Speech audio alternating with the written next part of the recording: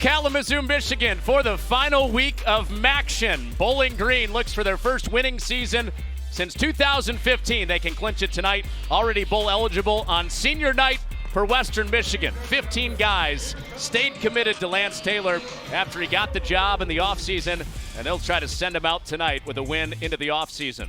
Well, the MAC championship game coming up on December 2nd in Detroit has Miami and Toledo. Miami clinched the East last week with a win against Buffalo. Toledo at 7-0, undefeated since a Week 1 loss, while Bowling Green and Western Michigan were still alive for the postseason late into this MAC season.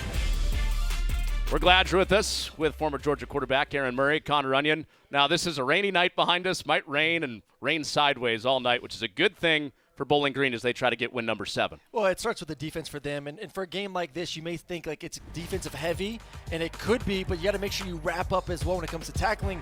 But with turnovers for this defense this year, 25 total turnovers this season, which ranks number 1 in the conference. It's not just the DBs making plays in the backfield. It starts with the front 7, it starts with the front 4. Their ability, Connor, to get after the quarterback, make them uncomfortable in the pocket, make them get the ball out of their hand just a little bit earlier, and then that's when the DBs come in and become more involved. Those guys feast when the ball gets out of the quarterback's hands a little bit early. And those numbers that you see where they rank nationally, a lot of that has to do with the front 4 like you're talking about. Cassius Howell is the top sack guy in the MAC. 9.5 sacks this season. I love his get off. I love his hands, his explosiveness, the first step. He's going to be an absolute nightmare. So for Western Michigan, what can they do to stop that? Well, get to up tempo, have success on first and second down, get back to line of scrimmage, call the play, execute. Keep that defense on their heels. Don't let them get into some of their exotic packages and moving that young, talented defensive end around that defensive line. Okay, so for Western Michigan, we were doing their game last week in DeKalb. Heart-stopping speech from Lance Taylor before that game, but it didn't work. He said that he needs a little bit more from his team as far as juice. Well, a little bit of juice, a little bit of toughness as well. They got dominated on both lines of scrimmage, something they need to be better tonight, going against a physical football team. And that's something he's preaching not only tonight, but going into the offseason. We make a statement for what our 2024 season is. We're not going bowling, but we can make a statement by how we finish off this season here tonight. Trying to set the tone for the next season. 41 degrees. This is a night, Aaron, where you almost wish it was snowing because it's that wet, cold type feeling that's hard to escape. Yeah, at least if it was snowing, it looked pretty cool too. And it was supposed to stop raining a couple hours ago, and we may get on and off here throughout the ball game. So security of the football, high and tight, 2 hands around it when contact is near. And then for defensively, like I talked about, it's all about gang tackling, especially with some of these big running backs we'll see throughout the ball game. So one final week of MACtion. Bowling Green already bowl eligible and trying to clinch their first winning season under Scott Loeffler, their first since 2015 when they won the MAC. Palmer Domschke to get us started with Jalen Embry back to get the kick for Bowling Green. And week 13 is off and rolling from rainy Kalamazoo with a touchback. So this is a 2-quarterback look for Bowling Green. We'll see some of Cam Orth tonight, but it is Connor Bazelak that'll take this opening series for the Falcons. Man, I've been a fan of Connor since his time at Missouri. His ability to process the game, see the defense, and not hold on to it, just get it out. At some point, the shots down the field will come. Early on in the game, you'll see Nice getting the ball to the tight end, find the running back out of the backfield, and he also does a great job protecting that offensive line that way as well. A quiet leader for this Bowling Green team with a strong mind. Bazelak handing off to Teron Keith on the first play of the night, and Keith wiggles his way for the first down. Now, Keith has had to play a bigger role this season, and it was primarily a third down back, a scat back, 5'10", 190, great out of the backfield, great with protections, but now has been asked to play first, second, and third down, has really taken that role and has done an excellent job with it. A lot of that has to do with Terrion Stewart being out for a 3rd consecutive game. One of the top rushers in the MAC. So they can't change it up as much with those two. Harold Fannin with his first touch of the night and the most exciting player on this offense with a first down on his first catch. Connor, I love the tight end position in today's game for that reason right there. You can move them around. You can flex them into the slot. You can put them as an X receiver backside, force a defense to figure out how can we stop 44. You're going to bracket him, put a man on top, man over, kind of knock him at the line of scrimmage. He is a nightmare for defenses. You had a glow in your eye when we were talking about him yesterday. Harold Fannin, right down the middle, a juggling catch for Fannin, and he's got a first down near the red zone. Roberson tracked him down, but not after another big pop from Bazelak to Fannin. A similar play to what they had last week versus Toledo, but it came from the left side in last week's game. Just not really an RPO, more just a play-action pass with good run action from the offense line. You see the linebacker sucking up on that play action, 44 right over the top for the easy completion. It was the second play on offense last week that Fannin scored on against Toledo. This is Osborne underneath. But think about some of the guys that you used to throw the ball around to, Arthur Lynch, Orson Charles. You were kind of talking about this guy like you used to talk about those guys. Well, and he reminds me a little bit of Orson, who was a premier tight end about 10 years ago when I was at Georgia, but he's even bigger, 6'4". You see the thickness and then the ability to go up there and just moss it with one hand. He is a special athlete, and good to see him get involved early in this game with 2 completions. A guy that will be an NFL player eventually. Here he is again. And Fannin with his third catch on this drive makes it 3rd and short. Oh, and you see Connor right now throwing the football and his ability to kind of change his arm angle, but then get the ball out fast. Put the ball in the belly of a running back, rip it out, find 44, get the ball to him now. You allow your athletes to get the ball in space, let them make a move on a defender.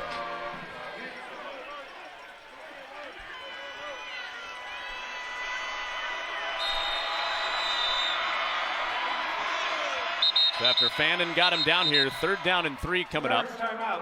And a timeout. Bowling Green. They're first. 30 seconds. Well, Bowling Green started fast last week, getting out to a 28-10 lead over Toledo. Trying to start fast again in Kalamazoo. Timeout as well.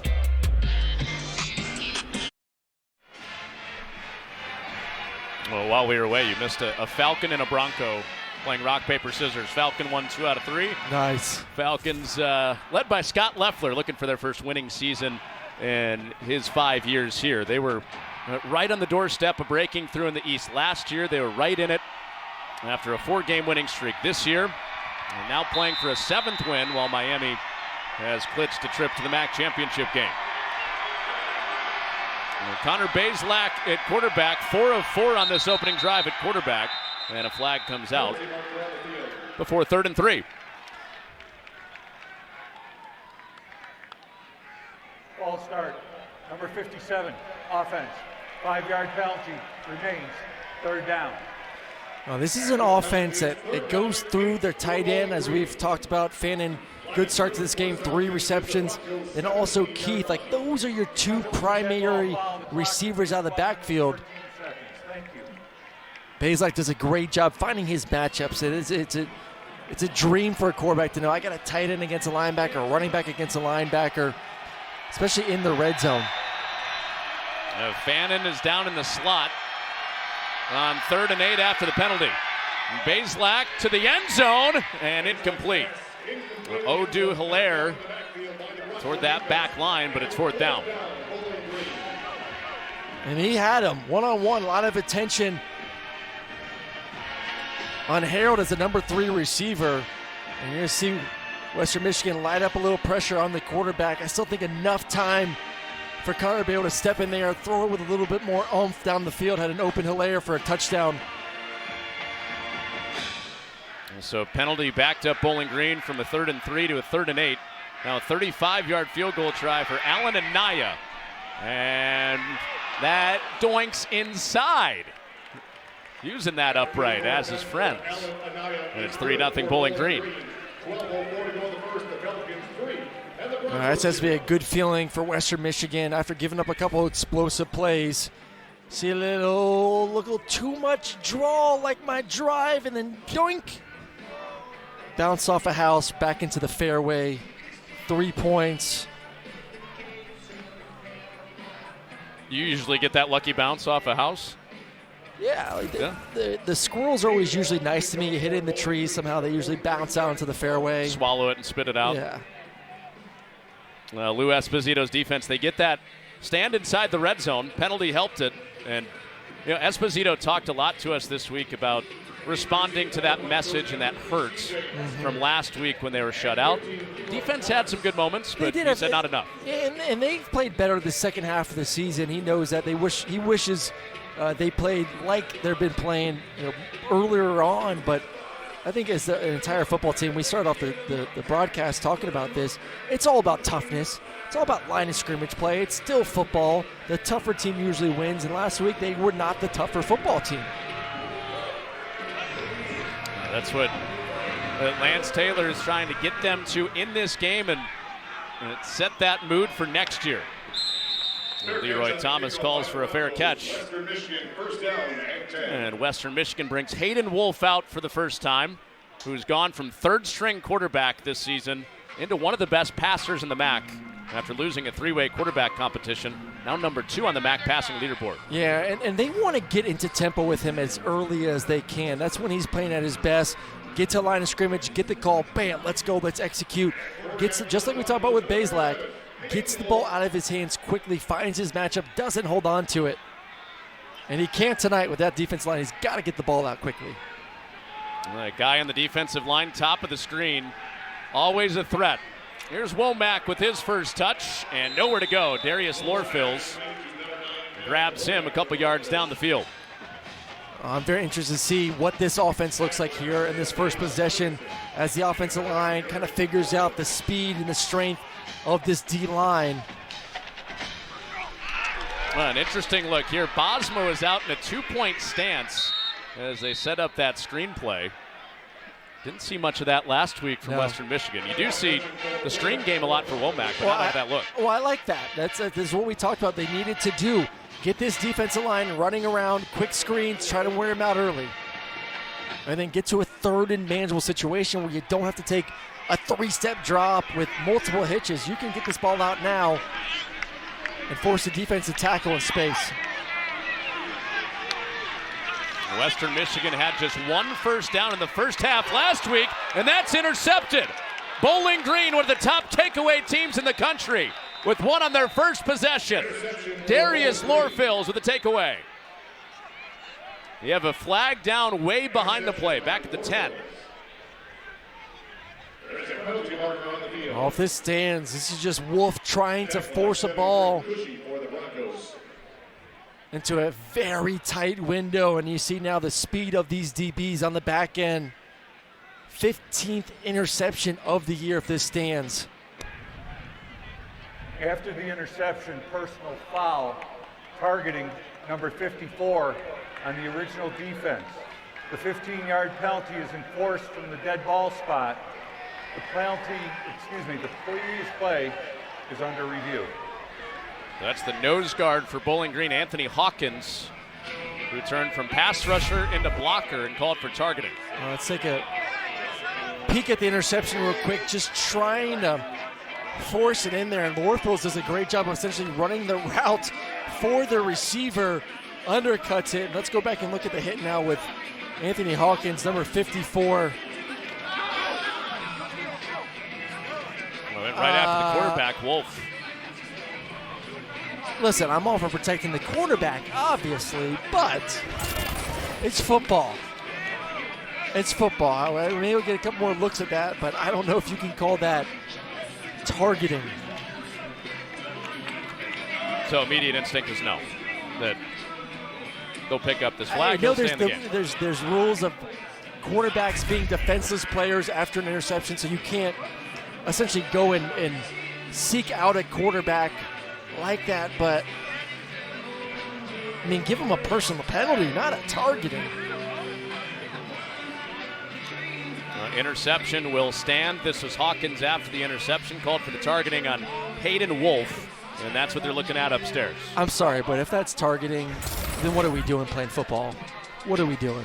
That's just give them a personal penalty for getting after the quarterback if you want to protect that position, but keep 54 in the game.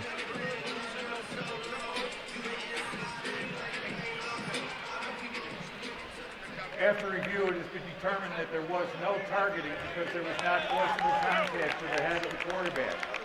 The ball is at the dead ball spot, 1st and 10. Okay, so you got what you wanted, you got what you called for. Yeah, and listen, I'm all for protecting the quarterback now because I've thrown many of interceptions that got my head blown off, and that's when the rule changed, but great job there at 9. Knowing that, hey, 3rd and short situation, this team's a little bit scared of our defensive line. I'm ready to jump on any sort of short route to make a play. After the first career pick for Lorphils, Bazelak taking a shot and to the end zone. Quick change for Bowling Green, 35-yard touchdown. Jalen Tillman finally has that first catch of the year. First catch of the year and an absolute dime of a throw from Bazelak. I love the turn the back. That's scary to do as a quarterback. You don't know if that offensive line really protect that well for you. That is trust in the O-line, trust in your receiver, the ultimate sell to allow Tillman, and you see and hear the excitement on the sideline for him to get his first catch of the season. Scott Leffler, Bowling Green's head coach, said that they were going to try to get him into a breakout situation today. Started his college career at Grand Valley State here in the state of Michigan. Yeah. Back in this area off of the Lorphils pick. It's the first catch for Jalen Tillman, reintroducing himself to this Michigan crowd.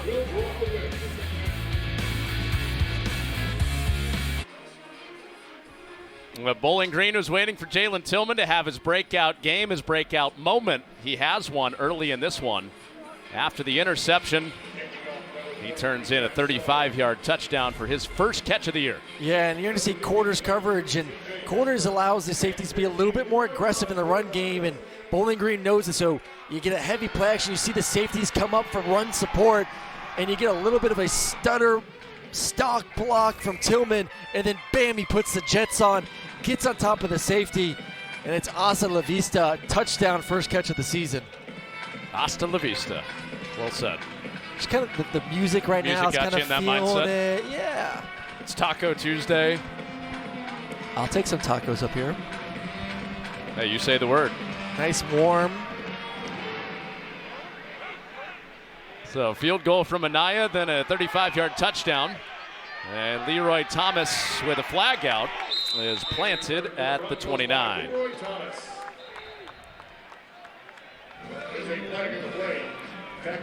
Flag's at the 25.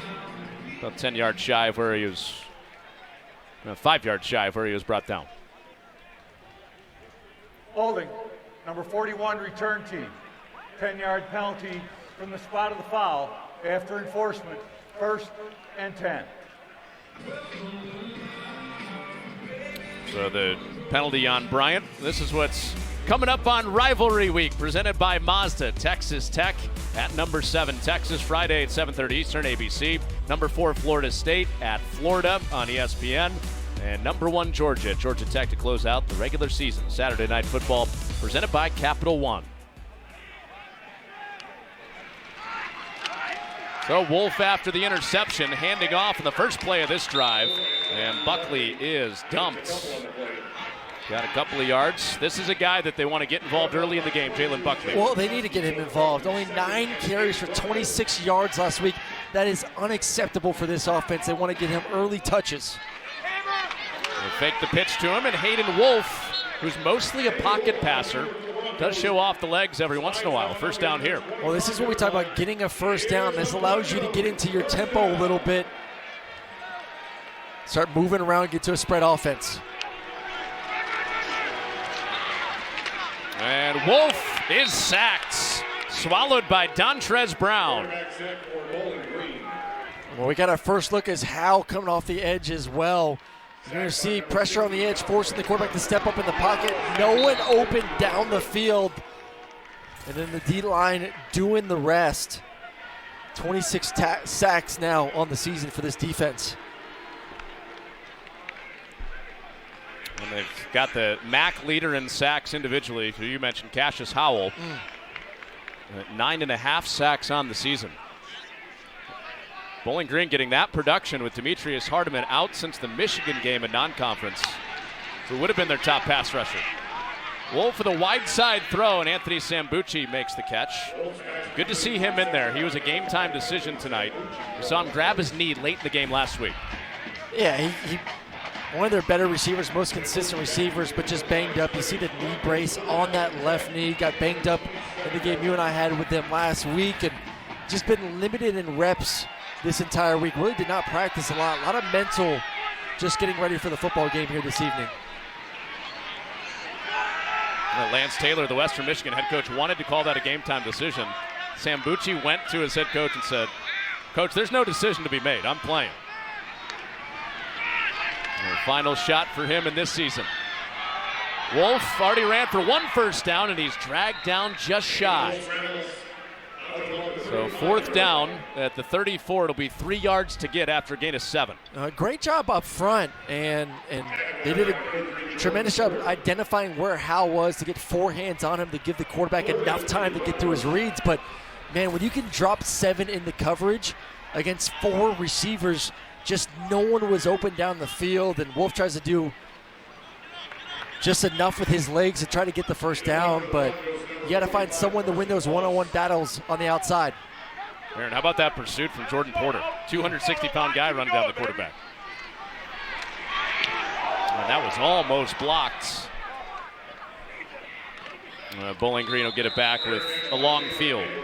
46-yard punt for Carson Voss. Bowling Green's done a little bit of everything that they do well, including force a takeaway, up 10-zip. The College Football Playoff Semifinals and the College Football Playoff National Championship on ESPN. Connor Onion, Aaron Murray, new College Football Playoff rankings just came out. Florida State number 5, Washington at number 4. That's notable. And I don't think it's a Jordan Travis thing necessarily. I'm interested in what the committee says. I think Washington has the better resume right now. I would have put him at 4 even if Jordan was healthy.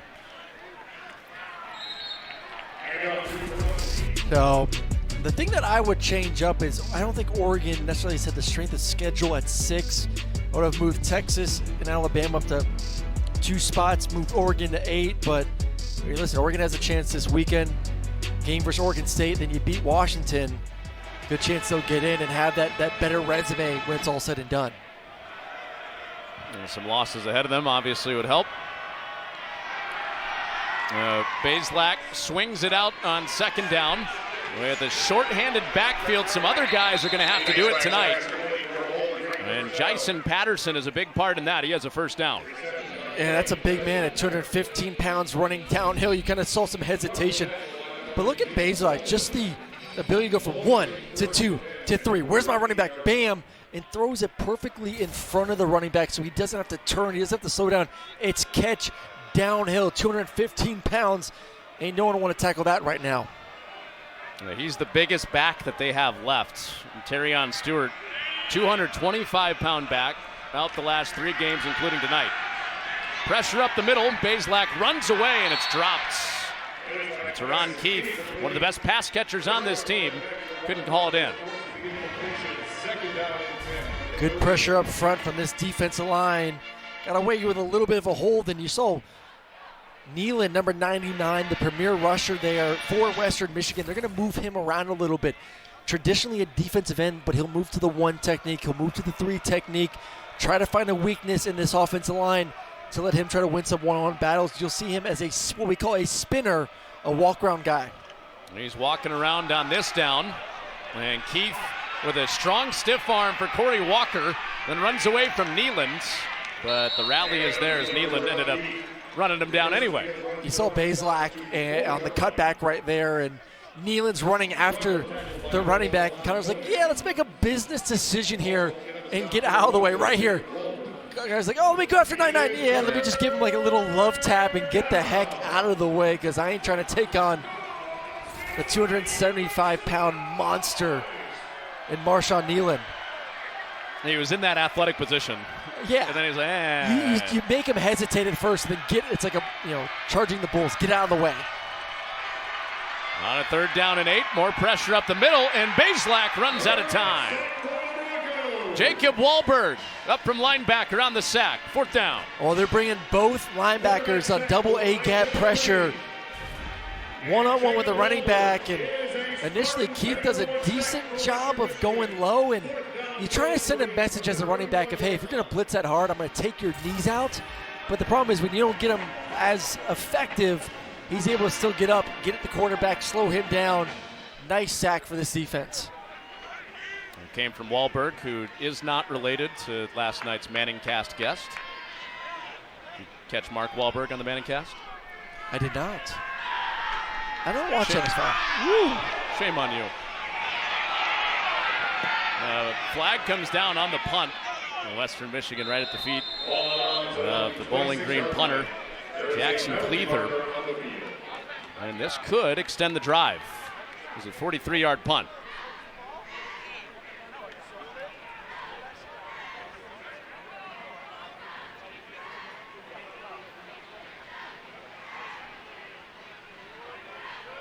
Marshawn Nealand was right there, who you were just talking about. Running into the kicker, number 99 on the return team.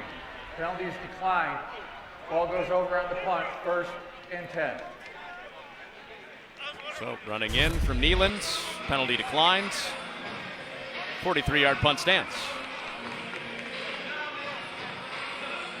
Nice sell. Could have stayed on the ground a little bit longer and really maybe acted it out a little bit more. Start doing the dead leg. Yeah, something, or just squirming, pounding the ground. Just watch a little European soccer. One to learn from. I'm sure they'll turn on the tape for that. The art of flopping for Cleather coming on tape tomorrow. So Hayden Wolf back out at quarterback for Western Michigan. And Buckley can't run away from Howell, who's getting the run game too. Top pass rusher in the MAC making the play. As soon as you turn on the film, Cassius Howell just jumps off the screen. The speed, like when he sees the ball, there's no hesitation. It's see ball, get ball. It's see quarterback, get quarterback. I tell you, Zero is a special player. This offense line's gonna have to figure out how to get 4 hands on him. He's on the pass rush here. Almost got to Wolf, who swings it out, and Buckley drops that. You can feel him. I'm telling you, man, like I've played against defensive ends where you can just feel their presence at all times. Davian Clowney was one of them at South Carolina. And you see Zero on the top of your screen, one-on-one, little bit of a spin move, and you feel that. You can feel that as a quarterback, and he gets a couple hits on you, and you start trying to move around a little bit too much. What do you feel? Is it panic? Yes. Yeah? Just fear. Breathing down on your neck. Well, running a little game up front. Wolf underneath to Bosma, and Bowling Green rallies up to that. So it'll be 4th down with Chase Davis making the stop. And after that panic-stricken quarterback got it away this time. Got it out that time. They got it out that time. Still, man, just not seeing Buckley, number 29 at all, and no way you snap this football. You're just trying to get them to jump off sides. Howell, who's down at the bottom, guy we were just talking about. Little flinch there. Play clock inside 10. And so far, Western Michigan, right to your advice. No way that they're snapping that ball. Charge timeout, Western Michigan. I don't know, I kind of thought 4 and 7, they're out of bowl contention. I was just about to say that. Like, you never know when you have nothing to lose. Like, hey, we're not really fighting for a bowl game. You know, why not just have a little bit of fun? But like I said, though, you have to send the right message for the offseason. And, you know, you kind of look at what's at stake. 3-1 last 4 games, 2-6 to start the season. You know, Buckley, I would love to see 29 get more involved, see if you get him to 1,000 yards this season. I think would be pretty special for that young running back who's had a great year. Started summer camp and fall camp as a walk-on. Yeah. And here he is as a scholarship player, can get to 1,000 tonight. Saw the 2-6 start for Lance Taylor and Western Michigan. took that 6th loss against Ohio. Then they beat Eastern Michigan. They beat Central Michigan. And then you start thinking, oh man, they could run the table, get to a bowl game. They came up short last week, getting shut out against NIU. So tonight is about honoring 15 seniors and setting the tone for year 2 of the Taylor era. And good coverage from Kone on the punt. And Jalen Embry has nowhere to go. Well, some ties to this area tonight. That's co-defensive coordinator for Bowling Green, Steve Morrison. He had some great stories about when he was here at Western Michigan as an assistant, 2005 to 2009. His kids still make fun of him for the apartment that he lived in. He said he lived in kind of a dodgy area of town. His kids came to visit, still living up in Ann Arbor at the time. There was just a car in the parking lot on fire. Trauma for the Morrison kids. Trauma, but a great story that you'll never let your dad live on from. So good for those kids. Hopefully they bring it up all the time. The Bowling Green offense back onto the field with Cam Orth at quarterback, and he shook free of Nealand. We asked him, what was the car on fire for? He's like, I just grabbed my kids, got them into the apartment as fast as possible, and did not ask questions. Yeah, don't ask questions and start looking for a new apartment ASAP. And what this offense line better do is figure out how to handle 99 right now when he's in what we call the spinner position, when he's walking around. Right now has been able to have some success getting after the center and both guards to the A-gap. Nealand's down bottom of the screen on the defensive line, just moved Mason Nelson. It set up some pressure, but Orth gets away, and Kone trips him up, but not before a first down for Cam Orth. And Orth is going to play a role in this game in many facets. Red zone, third down situations, and he definitely has progressed as a passer, but this is when he's most dangerous. For an injured player on the defense. When 12 gets going downhill, big physical runner, 6'3", 225, and not what you want to see right there. 99, Marshawn Nealand down. One of the premier pass rushers in this league. 4.5 sacks on the season, 53 tackles, 6.5 TFLs, a couple forced fumbles. He's been playing with an injured elbow for several weeks. Has the big brace on it. Western Michigan gave him the option, shut it down for a little while, but wanted to play so badly through the postseason chase.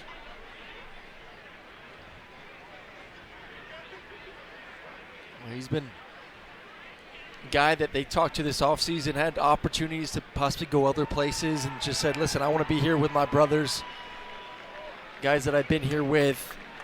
Give it another season, and still only a junior. He's going to have a tough decision to make this offseason of, do I want to come back? Do I want to go pro? Just got an invite to the Senior Bowl, so a lot for him to weigh on these next few weeks. Nealand off, grabbing his left elbow. Well, if you're a Broncos fan, you hope that's not the last time that you see Nealand walk off the Waldo Stadium turf.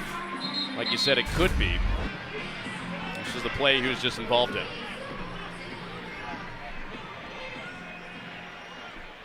Just always around the football, 99. A good night if you're a defensive end fan. It's a good night to watch some football here. You got Nealand on one side for Western Michigan, Cassius Howell on the other side for Bowling Green. Now all of a sudden you're talking about a defense that's out 2 of their star players. And Joshua Noble's the guy in for Nealand, and he helps ride Orth into Jacob Wahlberg, who makes another play in the backfield. Jacob Wahlberg runs this defense. He makes all the calls, and we talked to the coaching staff, and they said the game is really slowed down for him. This second part of the season, just seeing things, being able to diagnose the misdirection, get after the quarterback, get the TFL. A guy that's fulfilling his original plan, was committed to Western Michigan out of high school, decommitted and went to Purdue. Jacob Wahlberg transferring back and setting that defense this year. Teron Keith dancing down the sideline and showing some power and makes this a third down and short. I mean, he plays bigger than the 190 pounds that's listed on my little chart right in front of me. Just small but mighty and just can be used in a variety of ways to impact a football game, and able to get this offense into a third and more manageable situation right now where, once again, Bazelak not in the game at quarterback. They brought in Camden North, the more physical runner, so now a lot of eyes are going to be on this zone scheme. A lot of bodies in the backfield. Misdirection. Linebackers got to be on their P's and Q's. And Harold Fannin, the big tight end in the backfield, out of the diamonds. Play action. Orth lofts one, and that's intercepted. Anthony Rumpf playing for the injured Kenai Lovely with the takeaway for Western Michigan.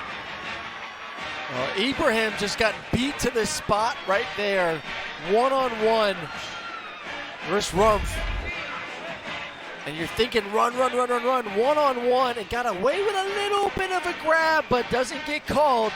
And essentially runs the post route better than the receiver does. And Ibrahim's just trying to find any way to stop the interception from happening. And I guess if you're an offensive guy, you kind of look at it as, hey, his third down essentially was a glorified punt to put the Western Michigan inside the 20-yard line themselves. But if you're Rumpf, you're saying, I got my first career pick. Thank you very much. So the Western Michigan offense back out there, starting with the ground game for 4 yards. Well, and that was going to be the question of Lovely is out for Western Michigan. Their star DB who kind of plays a variety of positions, nickel, corner, safety, they move him around. There was going to be some new faces for this defensive backfield for Western Michigan, and awesome play by number 7. Lovely is their brains and also their heart in that secondary. And Buckley explodes into the second level. And that is something we didn't see a lot of last week. Good sign for the Broncos offense. Oh, we also haven't seen it all this entire first quarter. So better late than never, but great double team up to the second level from the right guard and center. Womack on another screen. He's cut by Oladokin. And that should do it for this first quarter. The two guys at Western Michigan had to get going again after their shutout last week. Get the final 2 touches of that first quarter. That's a great end to the first quarter for Western Michigan. Still in this game early on. Bowling Green off of a turnover that they're prone to do over and over again. Turned it into 7. 10-0 after 1.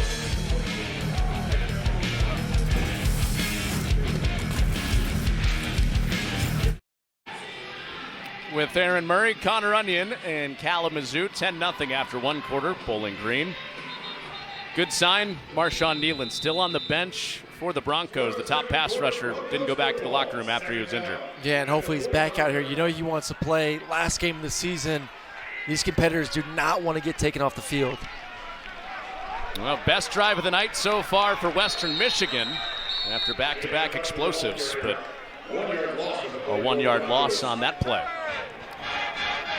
Well, I would love to see this offense, who's having a great job right now. 32 yards combined the first 3 drives of this game. 28 yards right now here on this drive.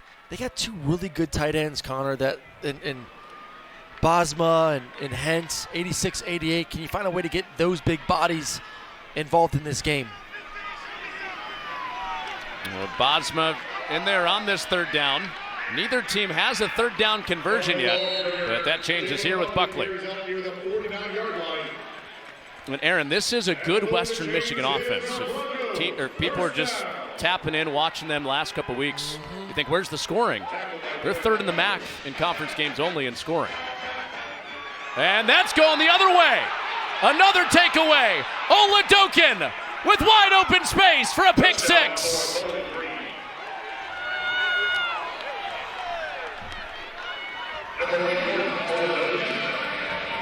I'm telling you, these DBs play with so much confidence. The 2 interceptions tonight have been because these guys trust that their defensive line is going to force an offense to think they got to get the ball out quickly.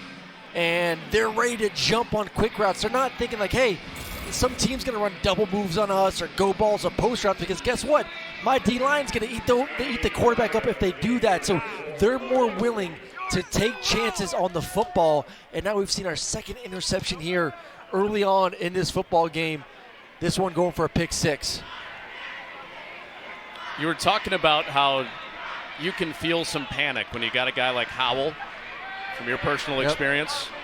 How much of that is archived memory when a player like that is chasing you down? Oh, a defense knows it too, man, and these DBs are feasting. Starts with the defensive line. An offensive coordinator is going to call play a little bit differently. They take advantage for the pick six.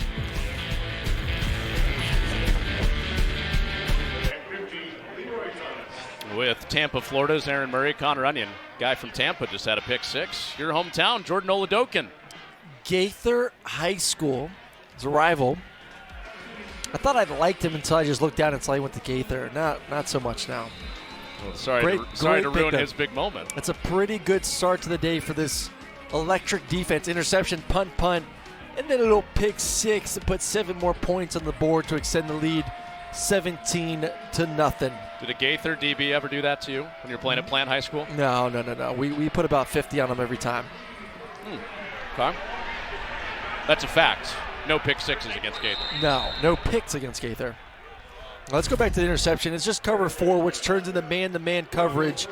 So you got the corner one-on-one with the receiver, and like I said, these guys are willing to take some chances because they know teams are not going to traditionally just drop back and take shots down the field. And man, if I'm Western Michigan right now, you have to say, hey, do we do 6-man protection, 7-man protection, whatever it is.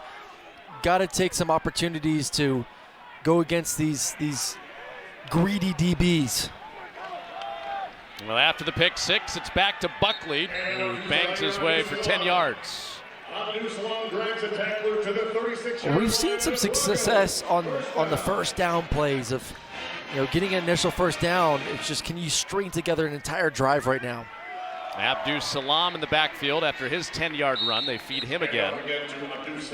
So here Abdus Salam, he's been featured more in the past couple of weeks. Had a really good Eastern Michigan game. Well, same thing we talked about last week, only 13 yards rushing on 3 carries, just not committed. And the problem is now, you want to commit to the run game, but you look up at the scoreboard and you're down 17 points. So it's still early. You put a touchdown on the board right here, you feel a lot better about where you are in this ball game. And 3 straight carries for Abdus Salam. Well, you have to also worry too, Connor, right now, what the mindset of a quarterback is. 2 interceptions, and we've just started the second quarter. Just gave up a pick six. If I'm defense, I'm saying, hey, we got him rattled right now. It's our opportunity to continue to put some pressure on this young man.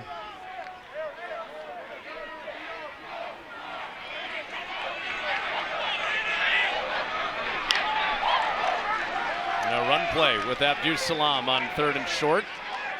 And still grinding, but that spot is a little bit short. It'll be 4th down. Well, I got the official closest to us saying first down. The one up top saying, no. They're going to give it to him. Yep, we'll go with the more favorable spot for Western Michigan. Well, we saw an offense and love the turning of the legs. I agree. Nice first down run right there. But this offense was up-tempo, go. And now all of a sudden you're starting to see him slow down a little bit, commit to the run game these last 3 plays. Like I said, man, at some point I would love to see you take a shot against one of these safeties. Here's Sambucci looking to throw and nowhere to go. Sambucci taken down before he can get it away. Jordan Jackson all over it. Well, they tried a double pass, and they only had 1 receiver going out for a route, and 4 DBs did not bite on it at all. So he looks up and says, I don't like this. But throw it away. Throw it away right there. It's a bad play.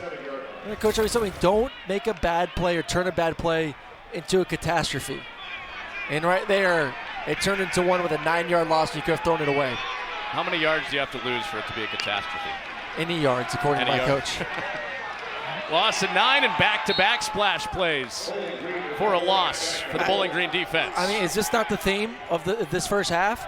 You move the ball a little bit, get a first down, and then a negative play, and then a negative play, and it's just It's a 4-man rush. One-on-one, a little TE, tackle and stunt, little twist. But still starts this back end. The coverage on the backside is just gobbling up. A little early turkey feast right now, these DBs on these receivers. Dier Kelly with his first sack since week 2. And 3 straight catastrophes. After the first downs, nothing but backwards action for that Western Michigan offense. Oh, nothing open. Not a soul open down the field. Let's look at the all-22. They know it's pass. You got 7 guys dropping in coverage. And unfortunately, no one open down the field for Wolf, but still, same thing. No one's up. Throw the ball away. Save some yards. Save some yards for your punt team, for your defense. Instead, 18 yards in lost yardage here, last 3 plays. And now a very short punt that checks up shy of the 50-yard line. So Dier Kelly, Jordan Porter both causing trouble in the backfield. And then Western Michigan with Voss on a short punt. Bowling Green can add to a lead, 17-zip in the first half. Can't sleep. Just a lot on my mind. I can't sleep either. It only gets tougher with age. Mom, what? Well, knowing Progressive can protect your home, auto, and business should help you relax. Good, because I could use a good night's sleep. Me too. You know how early a chimney sweep gets up every day? Wait, is this all a dream? Why would Jamie be in my dream? I am America's biggest spokesperson. Debatable. I said biggest. Well, he's got you there. Chili's baby back ribs. Chili's baby back ribs. Yeah. Chili's baby back ribs. Chili's baby back ribs. I want my baby back ribs. Barbecue sauce. Well, I know what you guys are having. Baby back ribs. I want the steak fajitas. I want my baby back ribs. Barbecue sauce. Well, last night it was round 1 of Bowling Green against Western Michigan over across town. Lance Taylor and his guys, Scott Leffler and Bowling Green. For Bowling Green against Western Michigan for the MAC Volleyball Championship, it went to 5 sets, and Western Michigan took home the championship in their home gym as the top seed. So congratulations to Western Michigan, some of the guys in the back that were there from the football team there to support.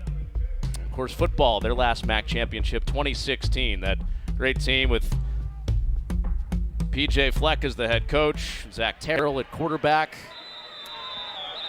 and Corey Davis part of that team. That's what Western Michigan's trying to build back to with Lance Taylor. 17-0 Bowling Green, and Teron Keefe into the secondary with 10 yards on first down. Well, good starting field position, obviously, and a tremendous first run, and you see the quickness there from Keith, just one-on-one in the open field. And that is Mr. Maction himself, Teron Keefe. Can do it all, man. Catching, running. Kent State, first player, school history, over 100 yards receiving and running. Odu Hilaire, the motion man. And Bazelak with all that space clearing out. And Bazelak slides down with a first down. I didn't know Bazelak got it like that. Nice little run from 7. Mr. Two Gloves himself. Nothing's there. Turn up. Get your boogie on. Get down. Protect your body. This is an area of the field right now in the red zone. As a defense, you gotta be looking at where's Fannin, where's 44. Gotta have a couple sets of eyeballs on him. He's out in the flat. Good call, Aaron. Fannin with the catch. And fighting with Wahlberg near the sticks again. Maybe 3 sets of eyeballs on 44. Or the entire defense. Like, where is 44? How is no one on him? Player on the defense. Got an injured Western Michigan Bronco in pursuit of that play with Fannin.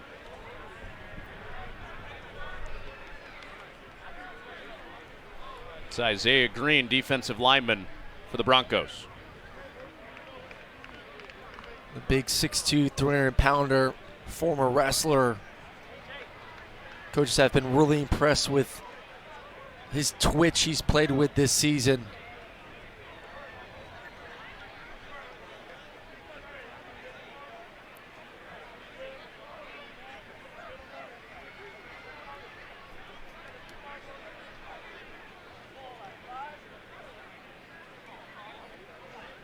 Green was trailing the play with Fannin running for a first down.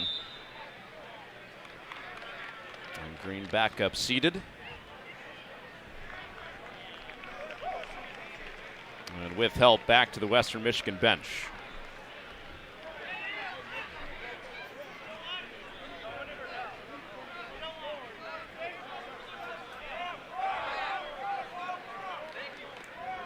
Well, it's going to be a much needed stop for this defense. Hopefully able to force a field goal in the first possession of the game. Put in a bad spot with a not so good punt from their offense. Lou Esposito, defensive coordinator, had 3 big things that he was disappointed in last week in the loss against NIU. One of them was short yardage situations. He got knocked off the ball a bunch, allowing 287 rushing yards against NIU. And trying to keep this game in touch, and Keith going for a ride down by the sideline. Corey Walker making the play to keep him out of the end zone.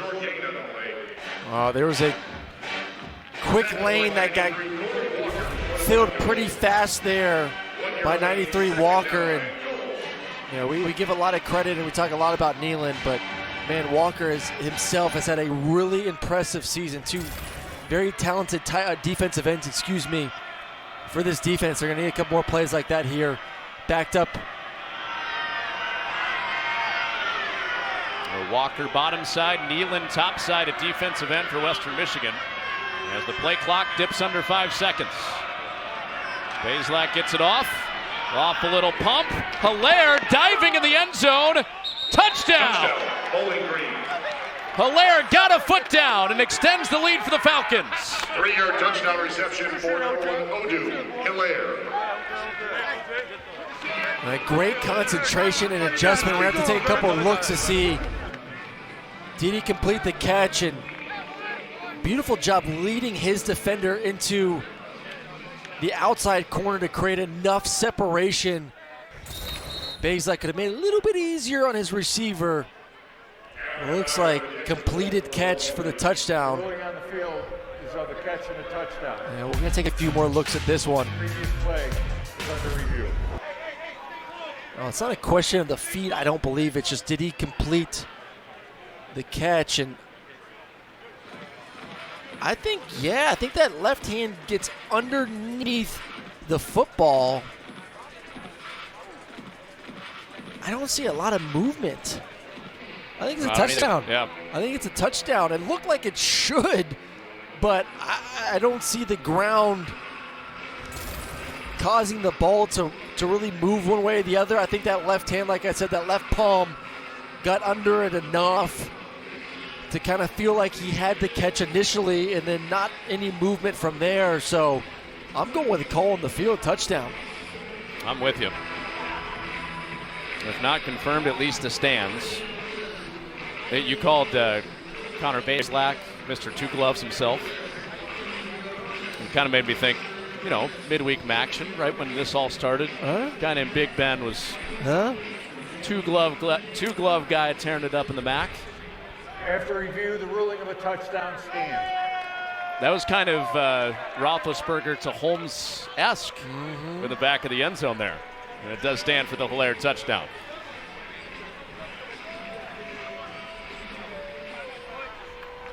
And a couple touchdowns for Bazelak, extending this lead. Lance Taylor wanted a little bit more heart, a little bit more emotional investment from his team after the two big rivalry wins against Eastern Michigan and against Central Michigan. No points yet the last 2 weeks. And Bowling Green extends the lead, looking for a 7th win to clinch a winning season.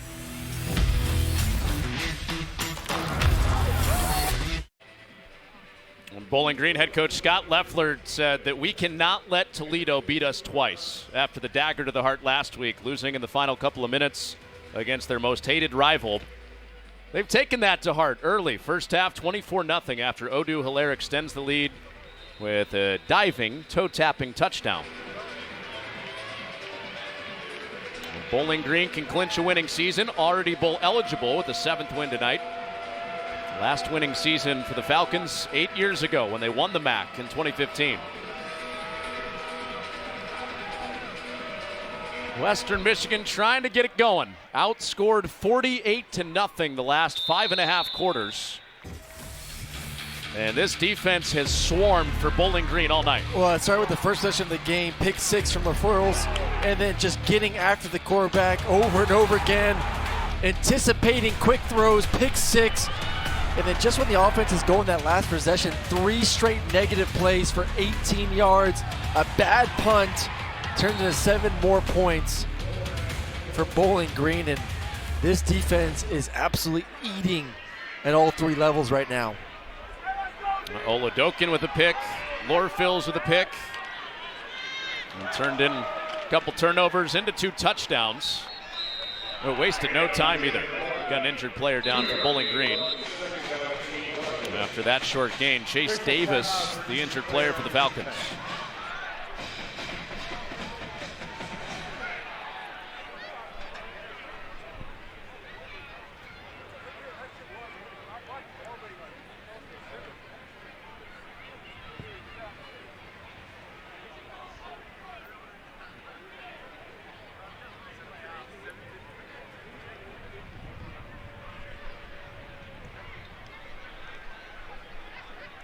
Scott Loeffler, head coach for Bowling Green, out there to see Davis.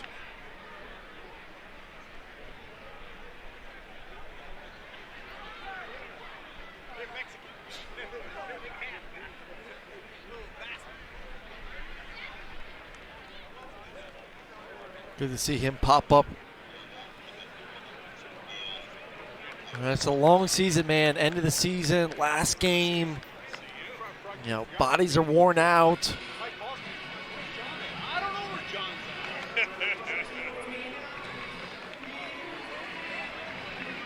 Davis up and walking without help.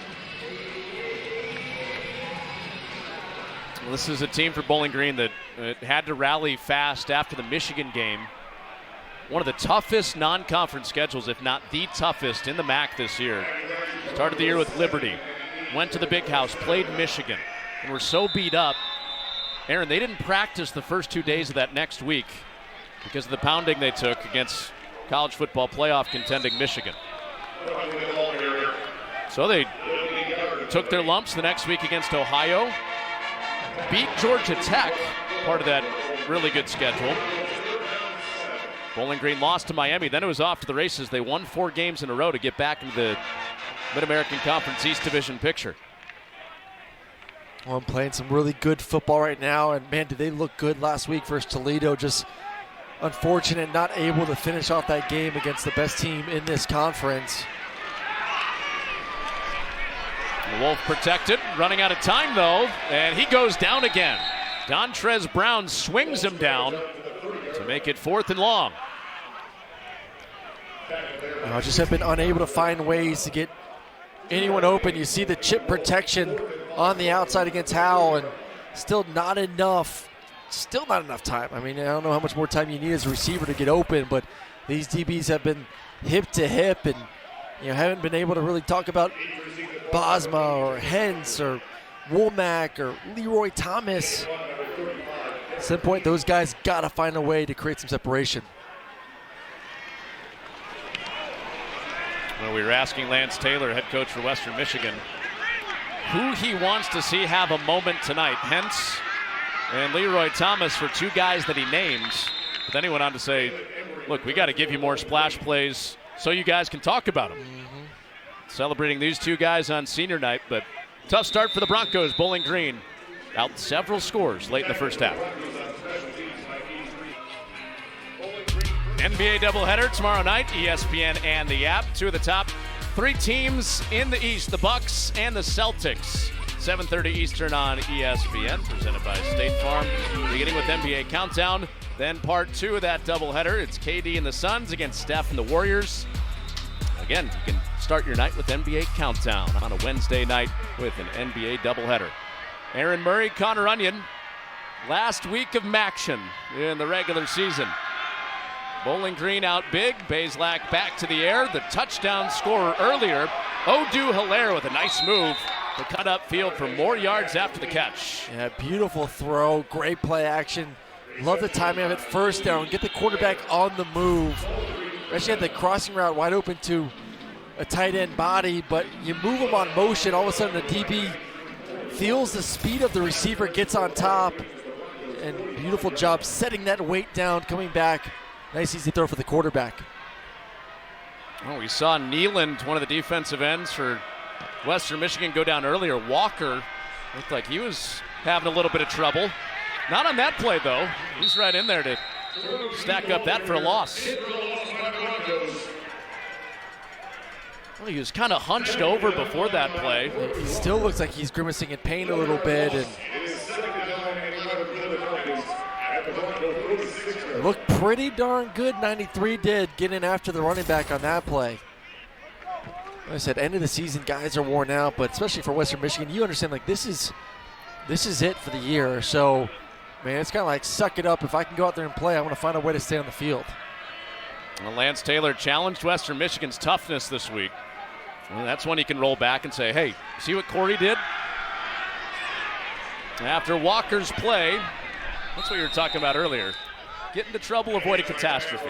Yeah, just throw it, just heave it into the sideline, and they try to do a little fake quarterback run, get the running back one-on-one, Keith on a linebacker body, and Western Michigan does not bite on it. Can they find a way to get off the field, give their offense 2 timeouts, right around 4 minutes to go here in the half? Aaron, it's almost just like something good, yeah, because it's been, like you said, man, it's been almost 6 quarters now of goose eggs on the board for this football team. It's almost like Walker's gotten better since looked like he was struggling. Back-to-back plays. Bazelak underneath to Andrew Bench, and he's shoved out near the first down. That spot is at the 40, or at the 35, and got down to the 36, so it'll be 4th and 1. And a great job by the offense line, Bazelak, just buying enough time to get, once again, to his check down receiver, and understanding too, man, that's a quarterback that's played a lot of football, understanding that, hey, I don't got to get the first down. If I get a few yards, essentially force my coordinator to say, hey, let's go for it on 4th down. Fannin at fullback. It's Keith on the carry and met in the hole. And Keith, known for his wiggle, showing some power. That's a first down. Man, that was a beautiful hit in the hole, one-on-one. You know, Keith, 190 pounds. We talk about how big he plays. Listen to this one. Woo! On a little chilly night, one-on-one in the hole with Tate Halleck, the starting safety for this defense, and 190-pound running back finds a way to fight there for the first down. And Keith on the move here, setting up a screen for Harold Fannin. Most electric guy on this offense with another first down. It's so funny, when I watch Bazelak throw the football, at times he throws it as if there isn't a defense on the field. It's just like, I know my guy's going to be here, and I'm just going to throw it. Like he's doing Skelly. It just looks like it's Skelly. It looks so, and maybe it's because he has such a smooth release and it looks effortless. It looks easy to him. But man, there's a trust for him and these receivers of how he lets the ball go and just says, hey, go get it. And Nealand couldn't get him. Kone couldn't get him, and Keith with a first down. Man, this young man's having a heck, not only of a season, but tonight, just making defenders miss. I mean, you're one-on-one with one of the best defensive ends in this league. You make him miss, you make a DB miss, and Kone in the backfield as well. Turn what could have been a negative play into a positive play for another first down for this offense. And just continue to milk that clock here at the end of the first half. And the bigger back, Patterson in there by himself now. Fannin setting up a screen, and he's twisted down. Fannin on the reception for Bowling Green. Nealand with the chase. Teron Keith, we were joking before, he is Mr. Maction himself. About this time last year, he broke 4 tackles on one play. Won a game against Toledo. This was Fannin running the screen.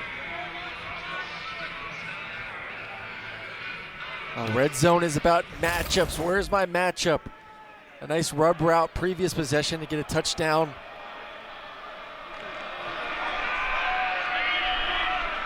Keith back into the game. Down here tight to the goal line, and you can't stop him right now. Teron Keith zigging and zagging for an A-Ziggy touchdown. That is, I mean, you put someone in the washer, just weaving back and forth, inside, outside. Gonna go inside, nope, don't like it, jump cut, make you miss. All right, put my head down, let me walk in the end zone. I mean, he's got these DBs on skates right now when he runs the football.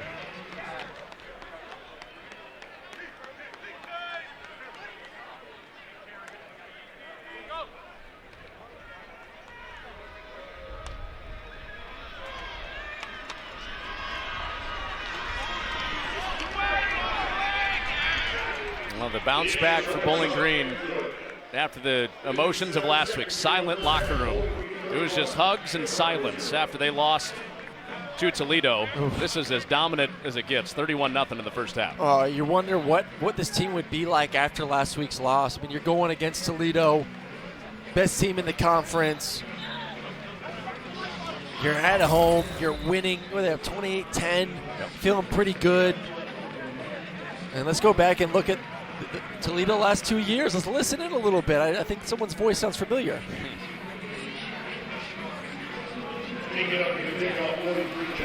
Hines nearly got home again. McDonald runs away, has it complete, and there goes Keith into field goal range with the first down, off a tackle, end zone. This is Maction.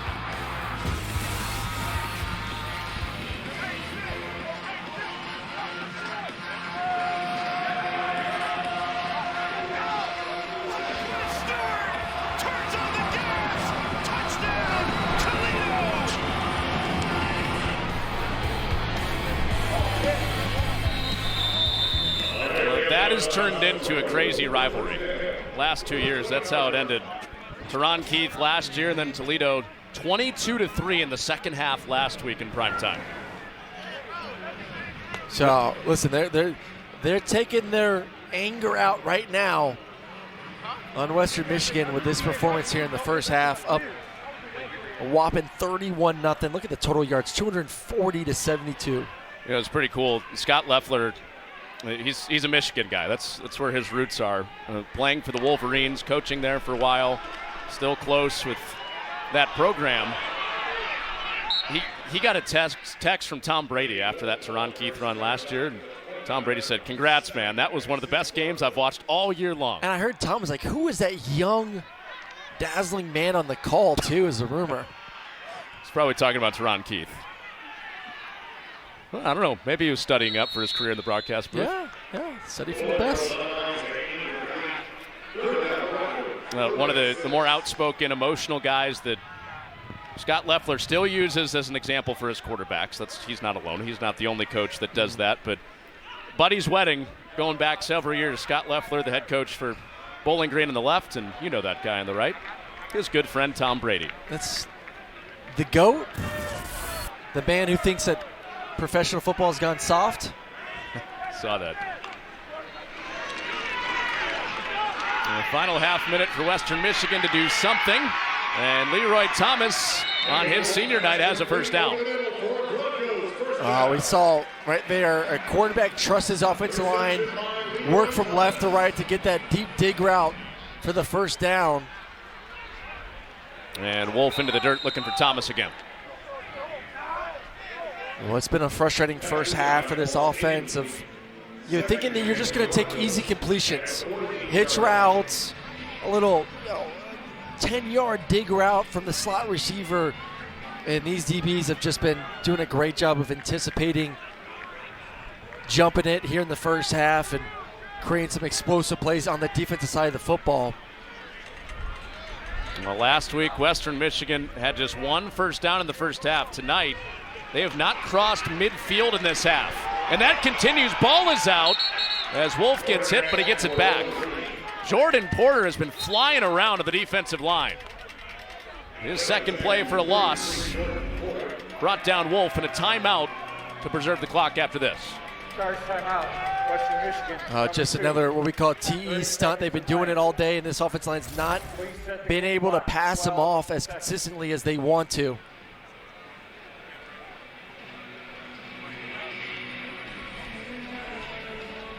So it'll be 3rd down and 17, 8 seconds left.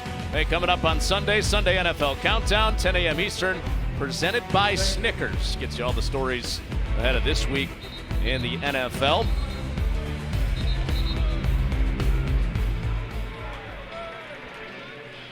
Well, 31-0 with a couple more seconds put on the clock. The clock showed 8 seconds. They put 4 seconds back up there. Lance Taylor was a little bit fearful that there would be an emotional hangover after Eastern Michigan and Central Michigan, 2 big wins to keep their postseason hopes alive. And going on 6 quarters without points now. And for the first time tonight, they're across midfield with Womack. With time winding down. And the final timeout used by Western Michigan with 4 seconds left. Third and final timeout, Western Michigan. 30 seconds in length. We set the game clock to 6. So 1 more play in this first half. Next week, Monday Night Football is in Minneapolis. Matchup between Josh Dobbs, Vikings, Justin Fields, and the Bears. 8 Eastern, 5 Pacific on ABC, ESPN, ESPN Plus, with Peyton and Eli on ESPN2. Well, the Bears and the Vikings, obviously very different seasons than they expected. Fans in this part of the country are very happy. A lot of Lions fans in Kalamazoo. How about the Lions, man? Just one of the best teams in the league this year, and so happy for Josh Dobbs, though, for Minnesota. I mean, been on 3 teams this year and just continues to find a way to learn a playbook in a week. We found a young Lions fan. How about that? A prevent defense out there for Bowling Green. Final play of this first half, and it'll end, maybe not, 2nd on the clock still. Jelani Galloway with the catch. Only took 3 seconds to make that play. I mean, that's something you work on, too. You understand as a coaching staff how long certain plays take. What can I call just to steal a few yards? And I think, including myself, anticipating, possible Hail Mary. But, hey, we got 6 seconds. We can run 1 more play, steal some yards to make this a more manageable field goal situation. Their second. And Bowling Green, little ice for Palmer Domschke before he tries a 48-yard field goal.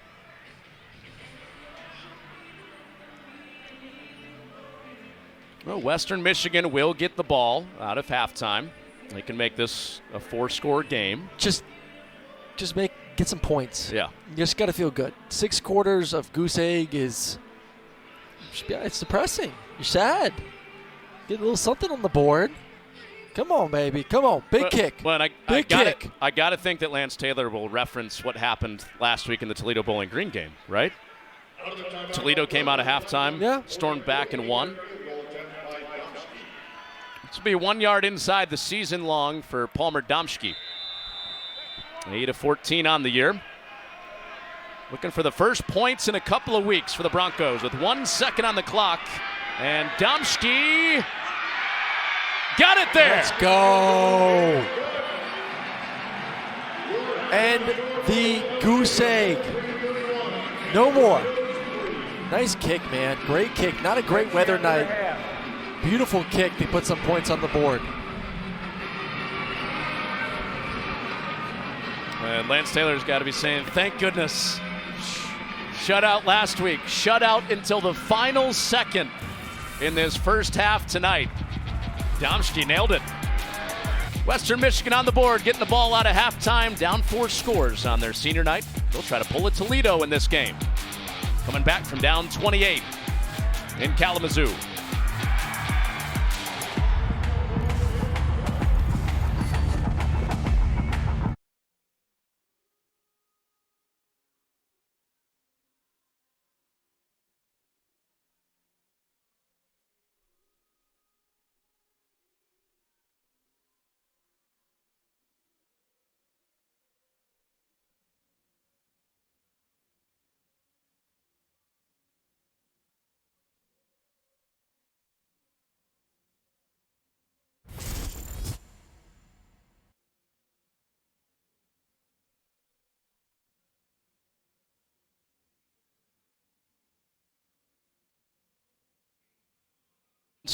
And Bowling Green up by 28 points.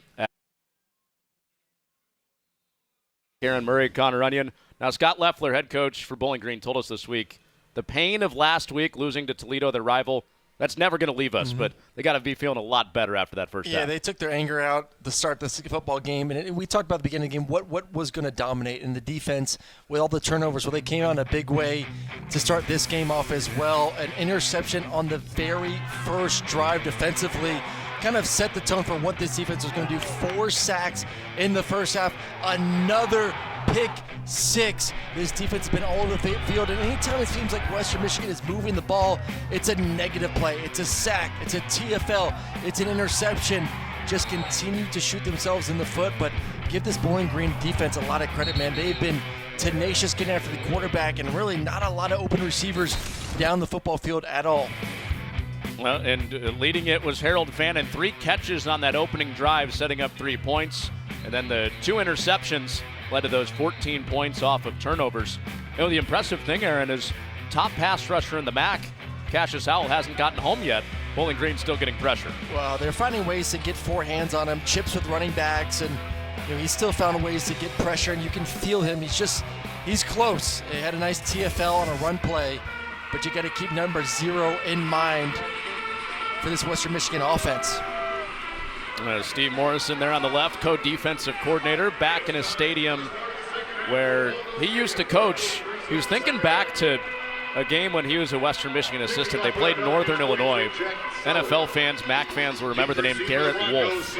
Great running back at NIU, played with the Bears in the NFL. They held an NIU team to 7 rushing yards in this stadium.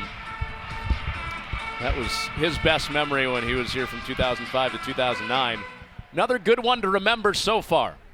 30 minutes to change it in the final game of the season for Western Michigan, as Bosma is tracked down shy of the 25. So can Western Michigan build on what was a good drive, their best drive of that first half, to close it out with a buzzer-beating field goal? Well, and can they get going right in the football as well? You know, Buckley in that first half, 8 carries, 31 yards.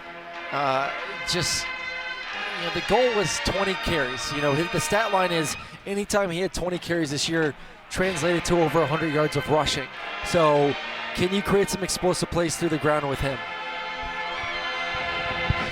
A net of 30 yards for Buckley on those 8 carries in the first half. And Wolf will go to him in the pass game, checking it down.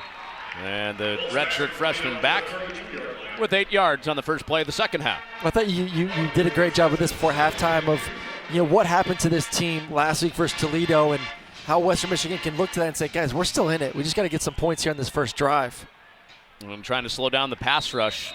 Well, I'll throw a compliment back at you. Thank you, by the way. But that's something that you talked about all first half for Wolf. Yep. Get out of trouble, just bench the ball. He does it with his first chance at pressure. You have to eliminate the negative plays. You got to keep yourself, especially like this situation right here. It's 2nd and short. It's not there. Don't make this a 3rd and long situation. Get the ball to your hands, throw it away, and now give yourself an opportunity to get the first down here with a run or a pass where this defensive line just can't tee off on you. And it's Buckley straight up the gut and burrowing his way for 2 yards. That's what he needed. It's right at the spot, and it is a first down. Well, he's young. Redshirt freshman. We talked about in the first half was a walk-on kid, earned a scholarship. but needs to gain confidence through the game. Runs like that's going to help him with that. And a couple of touches for him early and almost undercut by Anders. Slammed his head into the turf. He thought he should have had it. Woo-wee. I mean, this is the kind of the same thing we saw in the first half. You get a first down and then all of a sudden negative play or almost an interception. That's not on the quarterback. Tight end slips, receiver slips. Tight end Bozma slips down, and almost third interception for this defense here in this ball game. We'll see if Wolf can flush it on his next throw. He does, right back to Bozma, but it's knocked out of there. Lorfils, who had the interception earlier, clubs down to the ball. You would like to see both those tight ends, Bozma and Hentz, start to play a little bit bigger role here in this football game, and you see the head start to turn up the field. You got to catch, look it in, and then turn up the field. I mean, they got two of the most talented tight ends in this conference, and neither of them have really been able to have any sort of impact. And not just this game, but last week too. Hentz last week held to 1 catch for 3 yards.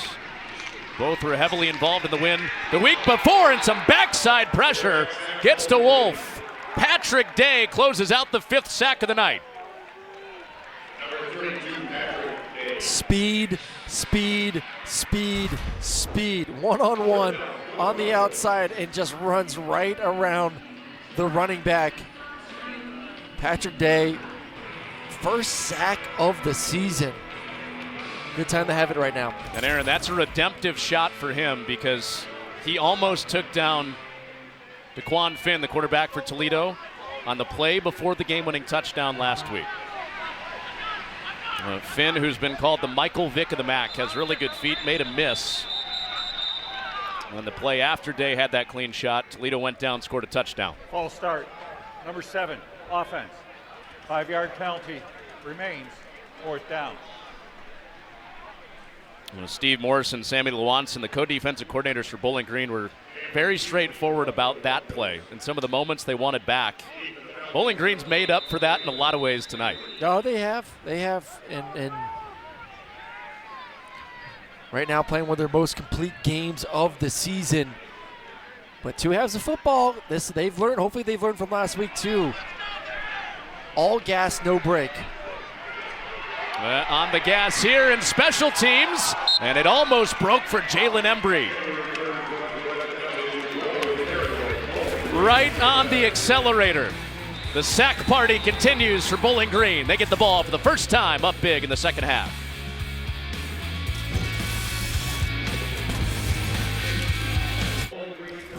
That was a great first half from Connor Bazelak, the quarterback for Bowling Green. 12 of 15, just getting the ball out on time, finding his number 1 receiver, one of the best tight ends in all the land, and then beautiful play action pass. Give it number 5, Jalen Tillman, his first catch of the season with a nice touchdown. Following up with another touchdown there. 2 touchdowns in the first half, total of 15. Really smooth work from number 7 back out there at the quarterback spot. Aaron, you talked about it earlier, how much of a fan you are of Bazelak and his career going back to Missouri, then Indiana, now here to Bowling Green.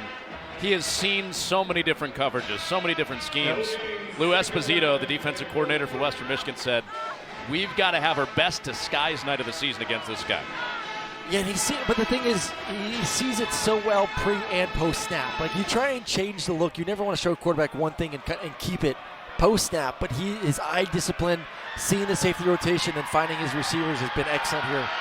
Off a play action, can't buzz it in there. Just past Harold Fannin, and it's 3rd down. Well, you can always tell just how good a quarterback is with how well they throw with anticipation. They're not waiting for a receiver to get open. That's what kind of I talked to you about in the first half of, at times it looks like he's playing 7-on-7 or he's going against air because he just throws it. He knows, hey, I'm hitting my back foot. This is the coverage. This is the route. I trust my guy. I see the hole. Bam. I'm throwing the football. And some freedom in how he throws it around the yard. Connor Bazelak. Lofts it underneath.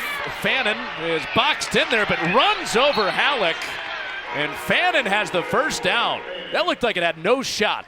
Fannin turns it to move the sticks. Don't you doubt 44. Give him the football. Watch him do work. 6'4" and can move like that. And I mean, you talk to this coaching staff, and all of them, everyone you talk to, you ask, like, what do you like about 44? They said he's a one-rep player. You give him one time, you tell him what to do, he learns it like that. Routes, blocking schemes, whatever it is. Bazelak off of the pole and slides down. Might be giving away state secrets here with Fannin. Bowling Green's going to play in a bowl game. The staff is already working on a throw for him. Fannin can throw the ball 70 yards. The staff loves you, but hey, you may not get any more information anymore. I'm just going to throw it out there. But yeah, heck of an athlete. If it doesn't work, they're coming after you. That's all I got to say. Not me. I'm innocent here. Just throwing it out there. We'll see if future bowl scouting is in full force in the second half. It just depends if Michigan drops out of the playoffs and what bowl game they fall into. So, you're saying rematch, Bowling Green, Michigan? Yeah, rematch. Harold Fannin, game-winning touchdown. Scott Loeffler beats his old team. Yeah. Now that's the stuff for bowl season right there. Well, Fannin kept this drive alive. He's up to the top side part of that bunch on this 1st and goal. I'll see if the defense continues to pressure. Hilaire on a toss, trying to get around Nealand, and one of the best in the MAC is there to set contain. Well, they're going to bring that will and free safety pressure backside, and Nealand's just in charge of containing and does a great job of big man staying home, not allowing that reverse to go around the backside. Led to a loss of 3 on the play. Nealand went down in the first half. He was grabbing that elbow. He's been fighting for several weeks now. And trying to close out this season on what could be his final game at Waldo Stadium. And Teron Keefe made Wahlberg miss, but Wahlberg stayed with him and brings up 3rd and goal. Now, one thing that I want to bring up right now is we talk about how good of a catcher Fannin is, number 44, the tight end. But watch him block. Something he's worked really hard on. Look at this. Locking up, fighting all the way to the whistle, taking his defender to the sideline. Like, that's what takes his game to another level. Yeah, he can block. He can be a ball carrier. He can play fullback for you. Bazelak looking for the end zone and incomplete. Wanted Hilaire, who had a touchdown earlier in the game. Knocked out by DeMarty Roberson, and it's 4th down.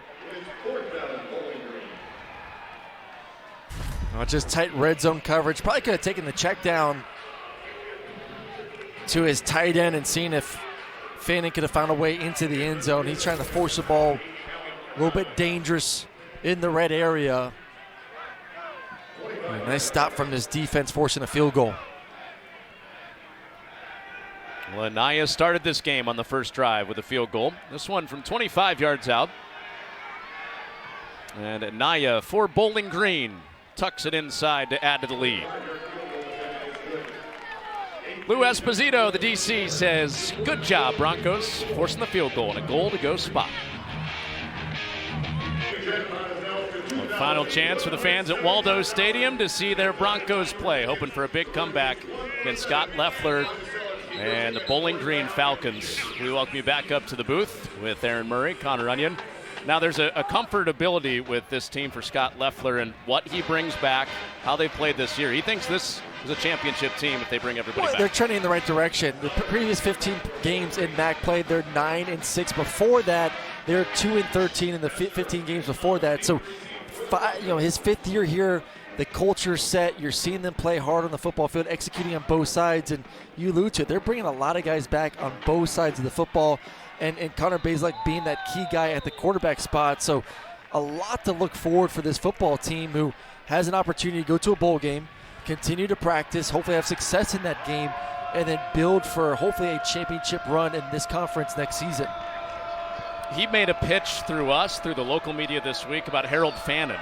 A guy that we've talked about a lot tonight, the tight end that was featured on that last drive, in that he feels he needs one more year at Bowling Green. Of course he does. But he said this. If Kirby Smart called him after the season's over and said, he's my starting tight end at Georgia, I'd say, Harold, you should go. But he thinks he needs one more year right here. Well, I think this kid can go play anywhere in the country right now, and we've seen the pass catching ability. For those who watched the game last week, had an incredible one-handed catch in the red zone. And then we just saw this pass possession too. His willingness and ability to block as well on the perimeter. Fannin, 7 catches, 88 yards. Here's Austin Hentz. Haven't heard from him much in this game. He's playing his final college football game. He has 8 yards in his 8th year of college football. 8th year of college football. What a great story. Been banged up. Father played at Western Michigan, was one of the premier players during his time, and good to see 88 getting almost his second catch of the game. Well, Wolf wanted him, went a little deeper for Womack in the first down. Well, these are, we talk about like easy ways to get your top players to football. And we've seen Bowling Green do that with Fannin, just easy completions. You know, previous play, just getting your tight end on the move in the flat, get him the ball in space, let him run. Pump to Womack and threw it away. Well, Western Michigan did something neat yesterday at practice. Talking about Austin Hentz, they called all their seniors up, recognized them in front of the whole group, and Lance Taylor said a few words and then let those guys speak. Hentz was in tears because of how much he loves Western Michigan football, with his dad playing here, knowing that was the final time he would practice. And then he got carried off the field. And this is a catch for Buckley. And cutting across the 50, it'll be 3rd down and short. We didn't really get the answer on why. We were talking about so many different things with the seniors, but that's a new tradition that Lance Taylor has brought here. They carry their seniors off the field, physically pick them up, and all the guys lifted off the field. I just want to know who is in charge of carrying the big boys? Who's got to carry the offensive linemen, the D linemen, and then who gets the ability to cover, carry like a receiver or a kicker? And that's what I want. Well, we asked Lance Taylor if he carried an offensive lineman. He said, no, I'm smarter than that. Former salutatorian in high school. He knows better than that. There's Wolf, and he cuts inside and dives for a 1st down. And Lance Taylor went for Leroy Thomas instead. He went for a wide receiver. Carried him off the field. Very smart man. Great job defensively, but just better run from Wolf, putting that right foot in the ground, knowing where the 6 are, get north, get the 1st down. Here's the guy that Coach Taylor carried off the field yesterday. And Thomas with a catch for a short gain. Well, I mean, just can't say enough about him and Womack and what they've meant. 2 former high school running backs and just utility guys and unselfish receivers that have had great years for this offense.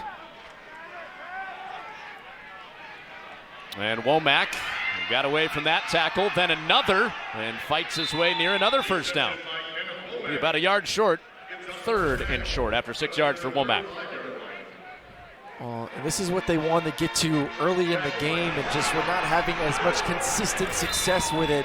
Get the ball in the perimeter, let their athletes win some one-on-ones. I mean, you're seeing a lot of quarters defense, so it essentially turns into man-to-man. You just got to make someone miss. 1st down, Buckley. You saw it on that pick 6. You pointed it out, how shallow the safeties are playing, too. Well, and you look even last week first, in the loss to Toledo, big plays down the field with slot receivers on safeties that were about 6-7 yards from the line of scrimmage. And plenty of time for Wolf, and he buzzed it into Buckley, but broke it up.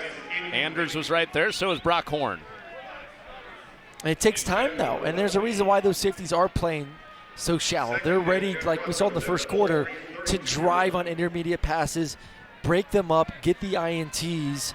But if you're going to play like that, you are susceptible to some shots down the field, which turned out to bite them in the butt a little bit last week in that loss to Toledo. And for tonight, though, it hasn't. They've done a great job staying on top. These DBs not letting anything get on top of him.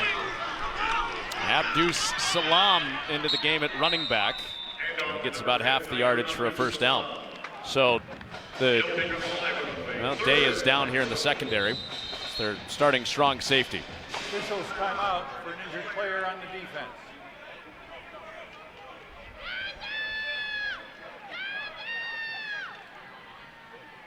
There will also be immediate timeout. Patrick Day, Hilliard, Ohio native, down to the turf for Bowling Green.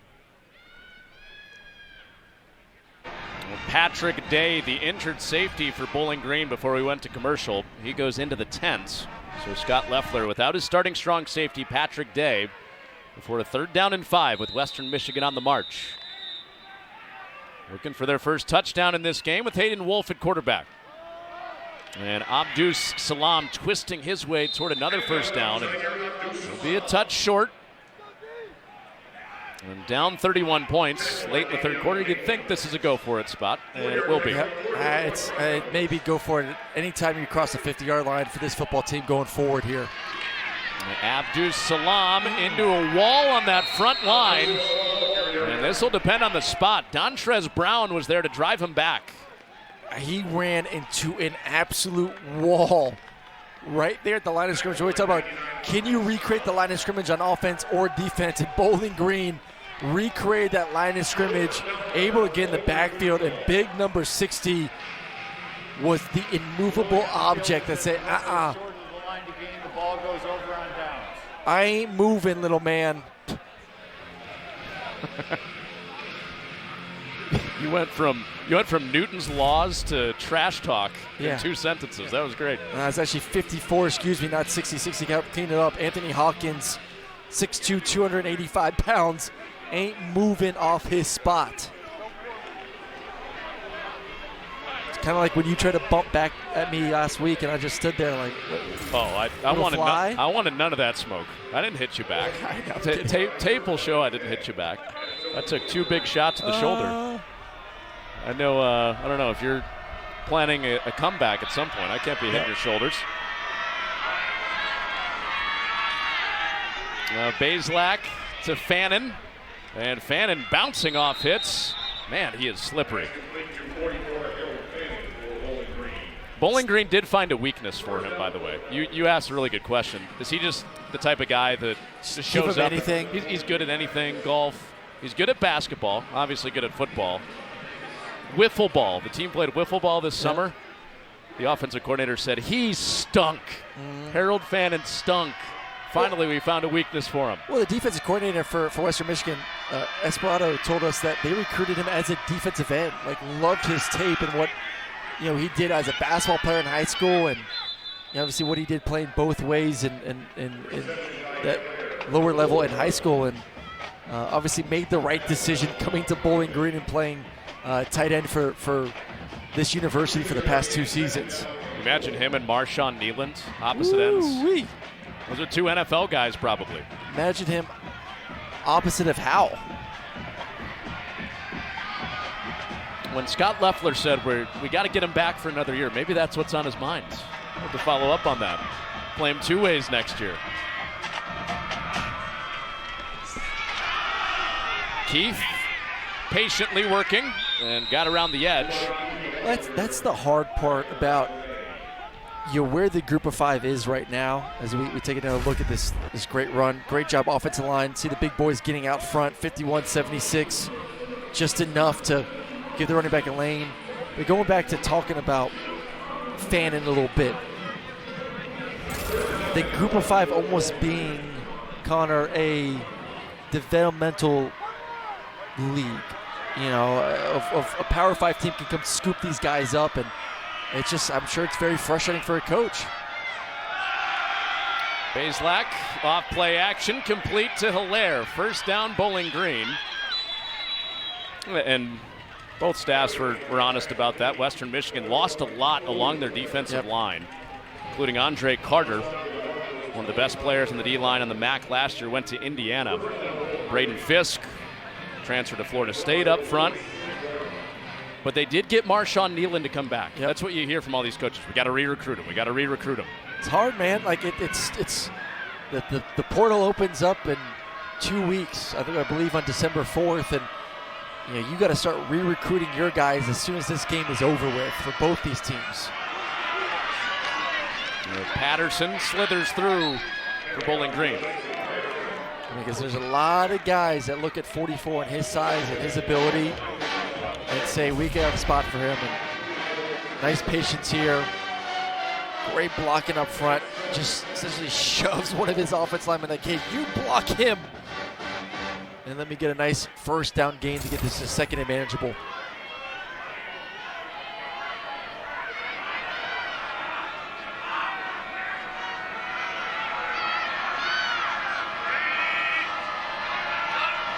Heavy look up front. And Patterson running around the heavy bodies. And another first down. We got the first look verbally from, I guess you can't really look at something verbally, but we got the first listen verbally of Lance Taylor. And here's persuasion skills. Because Kneeland was in the portal last year before Taylor got the job. Taylor was at his introductory press conference when he was named the head coach at Western Michigan. That next conversation he had, he walked straight from the podium to Kneeland and said, we got to keep you. Yep.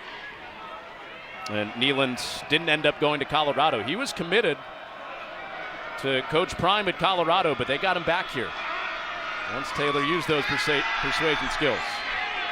And Bazelak into tight coverage. And Willis almost had the pick. Good DB work there for Austin Osborne. Well, I tell you what, Coach Prime could have used Kneeland based on the way his offensive line and defensive line has performed this season. A little risky throw from Bazelak. He's done a good job of taking care of the football, and better chance for the defender to make a play on that than his receiver on the outside. Great job, at least from Osborne, knocking that football away. Osborne, a guy that, man, it's really impressed this coaching staff, able to play all 3 or 4 positions as a receiver on this team. Great to see Osborne healthy this year, too. Missed a big chunk of last year. And Keith continues to rumble, chewing up yards, just short of a first down. It's amazing. Talking to the coaching staff of Keith was just a primary third down running back, and what he's turned into with the confidence in which he is now running on first and second down. And obviously we've seen enough of what he can do catching the ball out of the backfield. Number 2 running back in the country in receptions this season.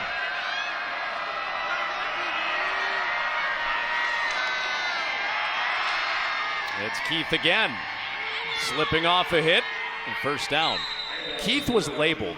You mentioned the pass catching ability for him. He was a third down back, like you talked about, pass catching back. He wanted to prove he could do this every down. And you can tell by the way he runs. He runs with some energy, that he's ticked off, and that he's got something to prove. You can see it, you can feel it.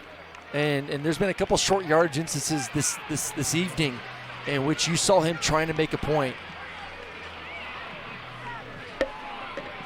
Terrion Stewart has been the guy that's gotten a lot of the headlines. Teron Keith had a moment to remember forever last year. He's had a great stretch to close this season for bowl-eligible Bowling Green, looking for a 7th win on the road in the regular season finale in Kalamazoo.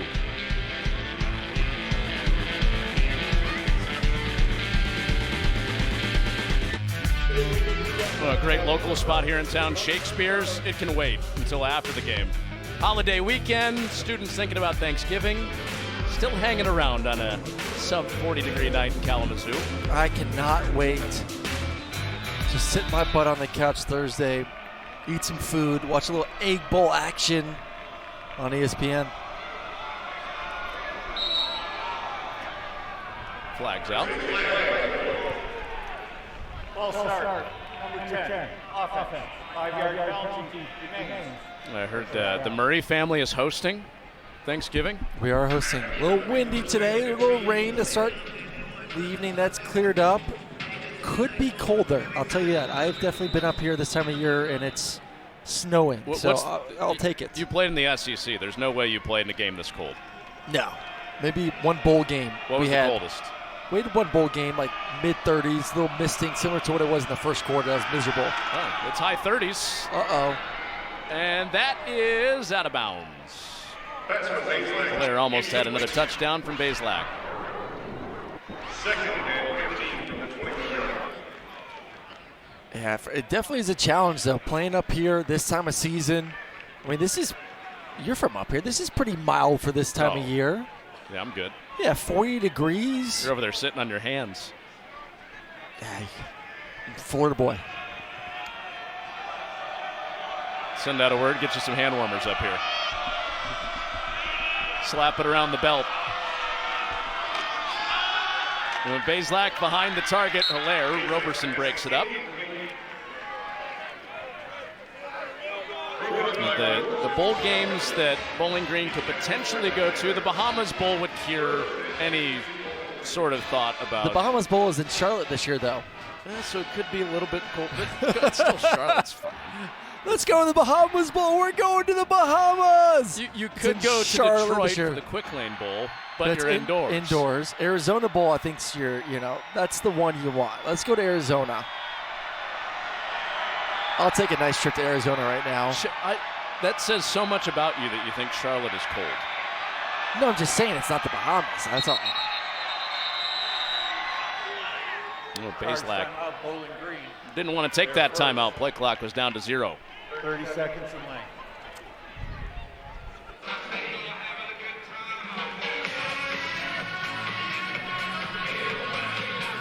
So timeout for Bowling Green. Hey, ESPN Plus, home to 400-plus MAC events. Football game on Saturday. Northern Illinois will try to beat Kent State to go to a bowl game. That's at noon Eastern, 1 Central. Also, the third round of the NCAA men's soccer tournament. Western Michigan against number 2 Notre Dame Sunday at 5 Eastern. If you're a MAC fan, be sure to go to ESPNplus.com to sign up.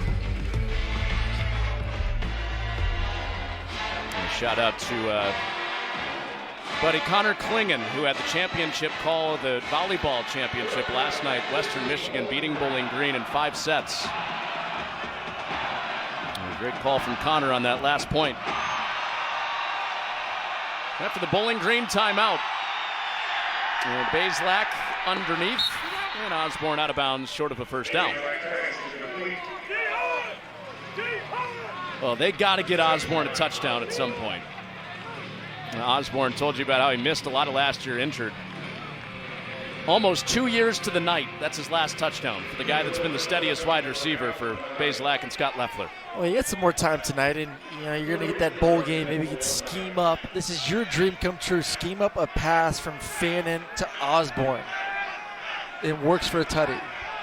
Since you got on me for giving it away. You should draw it up and send it to him. Well, the field goal is no good, so Western Michigan gets their stop. But whatever team Bowling Green plays in the bowl game is going to come right to you and say, thank you. We had Osborne covered up when Fannin goes back to throw. That one's on Aaron Murray. Let that linger.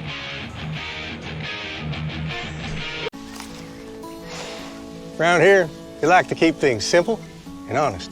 Sure do. That's why at Progressive, we show you rates from other companies, even if they're lower than ours, so you can choose what's best for your family. Comparing rates used to be a hard day's work, but not with AutoQuote Explorer. Need me to help again? No. So join us and taste why Progressive is the name people trust. Sorry, are we talking about apples now or insurance? Why is that funny? Chili's baby back ribs. Chili's baby back ribs. Yeah. Chili's baby back ribs. Chili's baby back ribs. I want my baby back ribs. Well, I know what you guys are having. Baby back ribs. I want the steak fajitas. I want my baby back ribs. Barbecue sauce. Well, this defense has been all over the place and led by middle linebacker number 23, Darren Anders, leading the team in tackles heading into the game tonight. 76 total tackles, 4.5 sacks, has added another 5 tackles, has been all over the football field this evening. He's been doing it at a high level for 3 years running. And a short gain for Womack. Bowling Green 2 years ago didn't play in a bowl game. That cost Anders the MAC lead in tackles. He almost had the crown in tackles. Ivan Pace at Miami passed him in the bowl game. I mean, you just look at his stat sheet for the entire season. Once again, 76 tackles, 4.5 sacks, 10.5 TFLs, a couple forced fumbles. He has just been at all 3 levels of this Bowling Green defense, just studs. Well, Buckley breaking out, dodged some defenders, dodged an umpire. And Anders ran him down one more time. 20-yard gain for Buckley. Buckley only 36 yards through 3 quarters of this game. And a 3.5-yard average has been real tough for him the past 2 weeks. Go back to last week, 26 yards on 9 carries. Just, this is an offense that it seemed to be finding its identity a few weeks ago when unable to move the ball consistently all of a sudden. Yeah, got to get Buckley hot. Remember, he came into the night looking for a 1,000-yard season. Came in with 918 yards. He's at 60 yards. You think the coaching staff knows that? I mean, you have to think like this. What Buckley has done this year as a redshirt freshman, earning a scholarship, I would hope the coaching staff came into this game saying, one way or the other, 29's getting to 1,000 yards this season. Plus, it looks good for them, too, to say, hey, we have a 1,000-yard back. Well, they're feeding them like they know exactly what's on the line. First down for Buckley. 5 more yards for him. I'm going to try and do math in my head, not my strong suit. You know, I've been hit a little bit too many times. Maybe someone can let us know how many more yards he needs. He needs 17 more yards. 17 more yards. There you go. 17 more yards to eclipse 1,000 for number 29. We're here for you, buddy. Come on. Well, he's not in there on this snap. With Buckley out of the game, some fresh blood in there at running back with C.J. Hester. Running like Buckley for a first down. Well, I mean, you look at both teams, and there's some really good young pieces, and we talked about it not too long ago about making sure you keep those guys in place for next season. But, man, you look at the running back spot right now with Hester and Buckley. You're in good hands running the football next year with those two coming back. I tell you, that was really confusing. You've got the signal guy on the sideline wearing Bowling Green colors. It's like, what's the Bowling Green guy doing on the sideline? Got Bowling Green orange with the Western Michigan logo on it. And a short gain for Abdus Salam. Give him 3 on the play.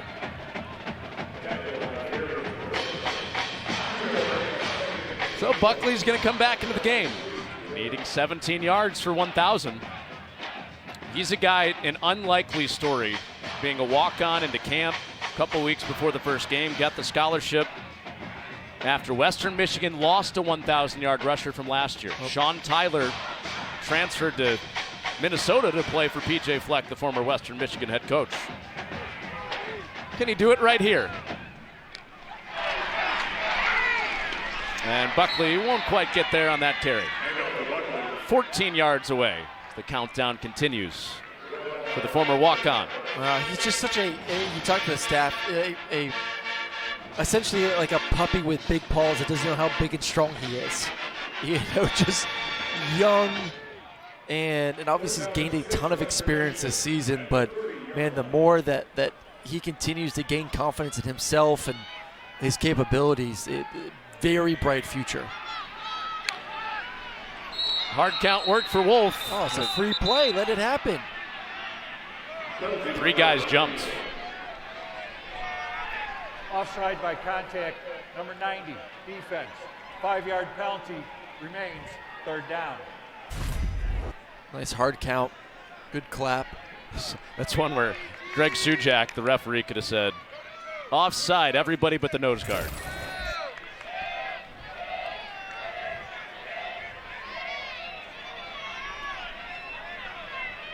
And that's the first penalty by this defense this evening. Been a really, I would say on both sides, very clean football game, besides the turnovers. Yep. Well, one was a pick six for Jordan Oladokin for Bowling Green. 14 yards from 1,000 for Buckley. And he'll still have a chance to do it on this drive. First down. Maybe not. Well, they'll mark him short. 4th down. Give no gain on the play.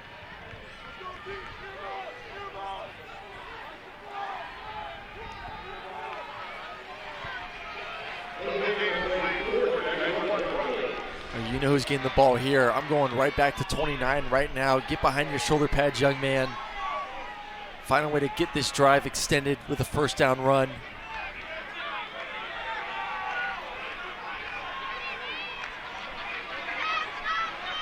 Well, Buckley stays in there. 7 guys stacked in the box.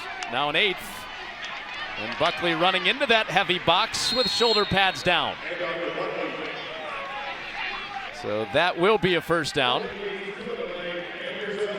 This is an important yard of difference here. Will they give him 1 yard or will they give him 2 yards? It's a first down, but he's either 12 or 13 yards away from 1,000. They'll give him 1 yard on that. 13 yards to get. Well, it's got to happen on a touchdown, don't you think? It'd be nice to just happen, but I mean, you got to look right now too. 8 minutes to go. This clock continues to bleed. Bowling Green gets the ball back. Almost feeling like it's kind of a must need 13 more yards in this possession. Abdus Salam is tripped up. Eyes on Buckley on that sideline. He just checked out after that play. And they're going to run C.J. Hester back into the game. 3 plays, 3 different backs. You think as a young running back, you're telling your coach, like, Coach, how far am I away? Hey, Coach, am I at 1,000 yet? Hey, Coach, put me back in. It's like in basketball. The coaches and the players always know if the player is close to a double-double. They got to know. They're on headsets. Definitely saying that. Here's Hester, twisted down. So if you're looking at it on this drive, Western Michigan is at the 18-yard line. You only have a couple yards to play with here. Keep it in Buckley's range to pick up 13 yards, and he's coming back in. Do it, 29. Come on, baby. Listen, for what this offense has been for the past 2 weeks, you know, to cheer for something good for this season to finish saying, hey, man, we got our young redshirt freshman who's been just a workhorse for us this entire season. 1,000 yards heading to the offseason. You know that kid will be sleeping good tonight. He needs 13 yards. Needs at least 4 to get the first down. And he'll get a couple of those yards. And give him 1 of those yards. 4th down. They ain't making it easy on him. No, I tell you what, Bowling Green, I feel like they know, like, no, we will not let you do it.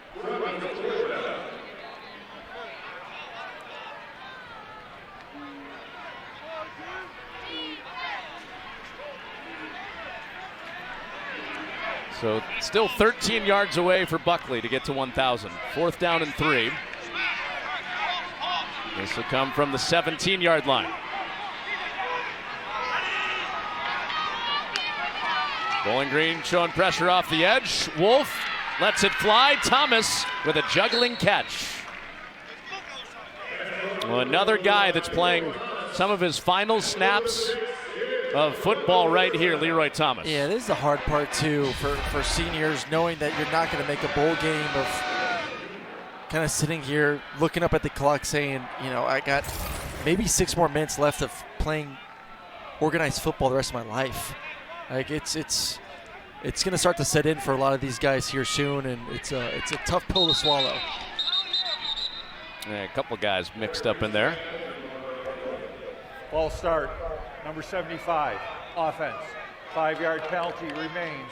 First down. I say that's a good sign for Buckley right there, because he was, even if he scored right from there, it would have been more than the 13 yards he needs. So smart play by the right guard, understanding what his running back needs, and taking one for the team with the offsides right there. That's a good teammate. Just what Addison West was thinking. A touchdown here would do it. But Buckley is out blocking, and Womack tripped up. Well, that helps too. That could help him get there. Ferguson got him for a loss of 2. What do you think? Draw play? Might that do it? I hope so. Because, I mean, I'm telling you, if they don't score this possession, it's not going to happen. Right. Can't finish 13 yards shy. He's sitting on 987. Come on, it's a 5-man box. You got numbers to run the football. Well, Bosma's in there leading the way for him. Buckley! Let's go! There's 1,000! Jalen Buckley! Into 4 digits. Woo! I think we helped will that on. I'm telling you, I told you, that's good teammate. Right guard goes off sides, knocks them back. Understand his running back needs to get their 13 yards to break 1,000. And he wanted every single yard of it. And you called it. Do it with a touchdown. Do it with a touchdown.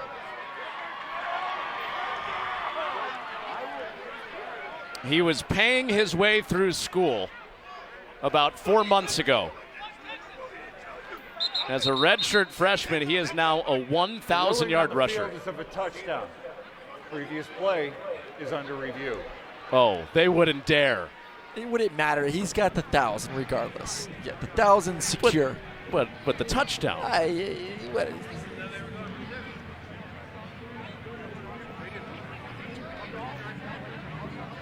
Take a couple looks at this. When does the knee go down? When does the ball cross the line? Oh, that's a touchdown. That's a touchdown. You'll get your wish. Don't you worry. You'll get your wish. It's not my. It's more Buckley's, right? Your prediction.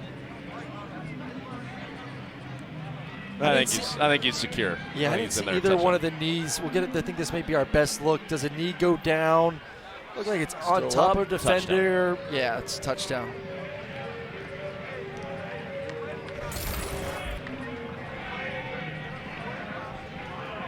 So Greg Sujak taking a couple more looks. Buckley, every time he's taken the field this year, has had a chance to prove to teams in the MAC, you missed on me. He went to his home area last week against NIU. He's from Aurora, went to Batavia High School, which is short drive to Husky Stadium in DeKalb. Chance to prove it there. Bowling Green didn't recruit him. After review, the ruling of a touchdown stands. And he's got a season to remember forever. It would have been no matter what, getting on scholarship, but a little different when you can tell people you ran for 1,000 yards in college football.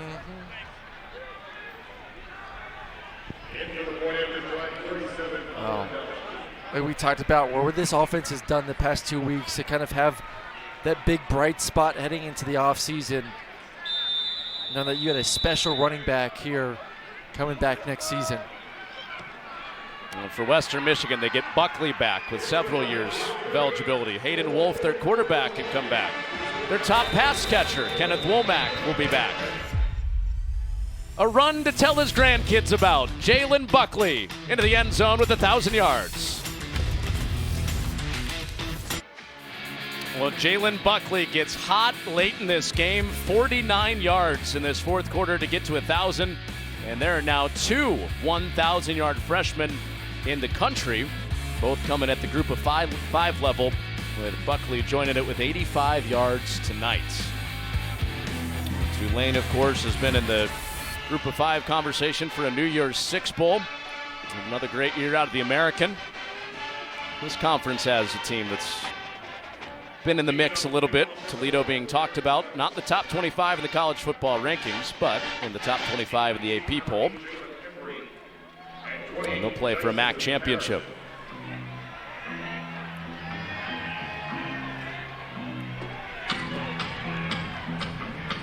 So in a year where Western Michigan lost Sean Tyler to the Power 5 level at Minnesota, lost a 1,000-yard rusher, all is good in that running back room with Buckley to 1,000 yards this year.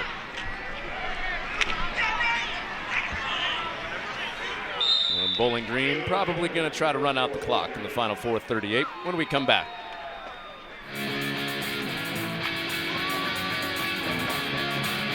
It is rivalry weekend in college football. Let's go. Thursday, Friday, Saturday. Starting Friday, Texas Tech in Texas, number 7 in this week's college football rankings on ABC on Friday. Saturday on ESPN. Number 5, Florida State slid a spot. They're at Florida. Number 1, Georgia at Georgia Tech Saturday night on ABC. Chance to win the title. Ohio State, Georgia, the best shot. Those odds are going to change because Ohio State and Michigan play each other on Saturday. The game, man, the storylines in that game, going to be a lot of fun to discuss as we get closer and closer. And Camden North is in at quarterback for Bowling Green. Jamal Johnson, the running back, who grinds his way for 7 yards. Who do you like in that game? Michigan, Ohio State. What are you feeling? See, I tried to get you on one of that when I was commenting on one of your shows today. You punted, so I'm going to punt on you. How about that? I'm going to ride the fence. Oh, I'm leaning a little Michigan, a little blue. Find a way to win even with Harbaugh serving his last game of his suspension. I think they're the better team at home. Well, good for you. You're not getting a prediction out of me.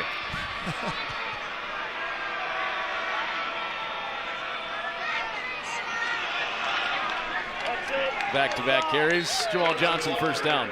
So there's a difference when Bowling Green goes between their two quarterbacks. Cam Orth is the louder, more emotional guy.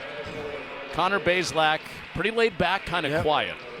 I loved yesterday, Scott Loeffler, he imitated a play call for us. And he said he's more Cam Orth than he is Connor Bazelak. A little bit more high energy, a little bit more rah-rah. And listen, everyone, to me, no matter which one you are, when it comes to personality, you have to be you. Like, you have to be authentic. And you can make little tweaks here or there to your leadership style, but, man, dudes can pick up so fast when you're not being your true self. Camden North, this is one of the best things that he does. He runs out of bounds. I wrote down the play call that Scott Loeffler gave us yesterday. Please give it to me. He did an imitation. This is very West Coast play call, This is what I want my quarterbacks to sound like when they're in the huddle. Harvey to far west right, slot flanker right, 322, Y-State, kill sluggo sting. Let's go. That is right out of the West Coast Andy Reid system right there. A lot of words. That I remember my first time being in a meeting with Coach Reid in Kansas City and hearing a play like that, saying like, y'all are just messing with me, right? Like that ain't real. I don't have to say all that, do I? Wow. What's the longest play call that you ever had to regurgitate? Oh, ball, was that out? Something probably about that length right there that you just said. And I tell you what, though, looking right now. Come on, you got to give me a play call. About that long. Western Michigan right now, if you look at their sideline, everyone, for a team that's not going bowling and a team that has just been somewhat blown out these past 2 weeks, every single player is standing up, cheering, showing some energy. So that's a beautiful side heading into an offseason after two brutal losses. Orth running out of time. Flag is out. Orth breaks free and slides down for what's a first down for now. You're really not going to give me a play call, huh? No. Why not? You don't remember any of them? I don't. I've been hit way too many times in the head to remember those long those long play calls.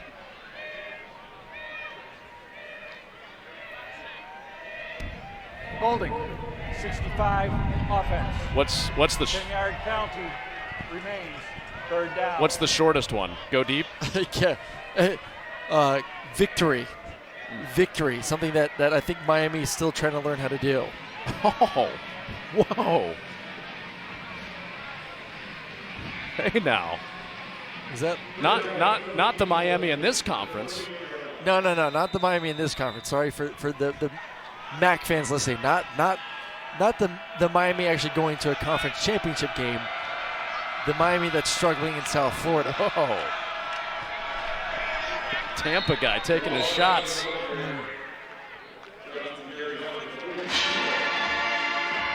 I'm really disappointed this regular season is going to end with us working together and you're not going to give me a play call. Maybe we'll get a bowl game. You never know. Maybe a bowl game, and I'll go back and look at a playbook and, pick out a juicy, long verbiage play for you, draw it up so you can see it too. Yeah. I'm just mad you have to study it. I have all my playbooks from freshman year of college through, my cup of coffee in the NFL. Just somewhere in the garage, stacked up on top of each other. Charge timeout. Bowling Green. Their second. When we come back, we go inside Aaron Murray's garage.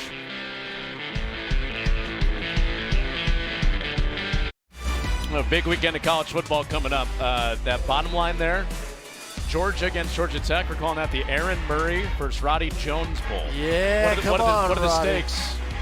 Well, we actually do have a little something going on for Children's Healthcare of Atlanta.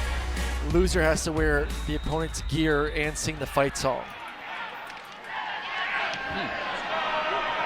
Glad I asked. Well, Western Michigan will get it back for the final 40 seconds. These are the longest active win streaks in FBS. Of course, Georgia has won back-to-back titles. Washington and Florida State in the rear view, second and third. Going to be 29. The crazy stat is 3 straight seasons of going 8-0 in the SEC. First time ever that's happened. That's pretty darn good for the #1 team in the country. I feel like this is the most overused stat since the preseason, but Georgia will try to be the first 3-time champ since Minnesota in the 30s. First in the AP era? I don't think there's printing press in the 30s. Nope. No, there probably was. Yeah, there was.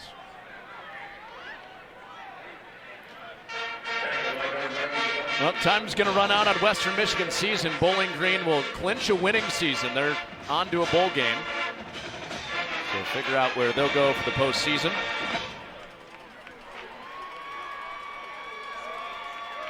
A lot of guys back for Western Michigan, sending out 15 seniors tonight.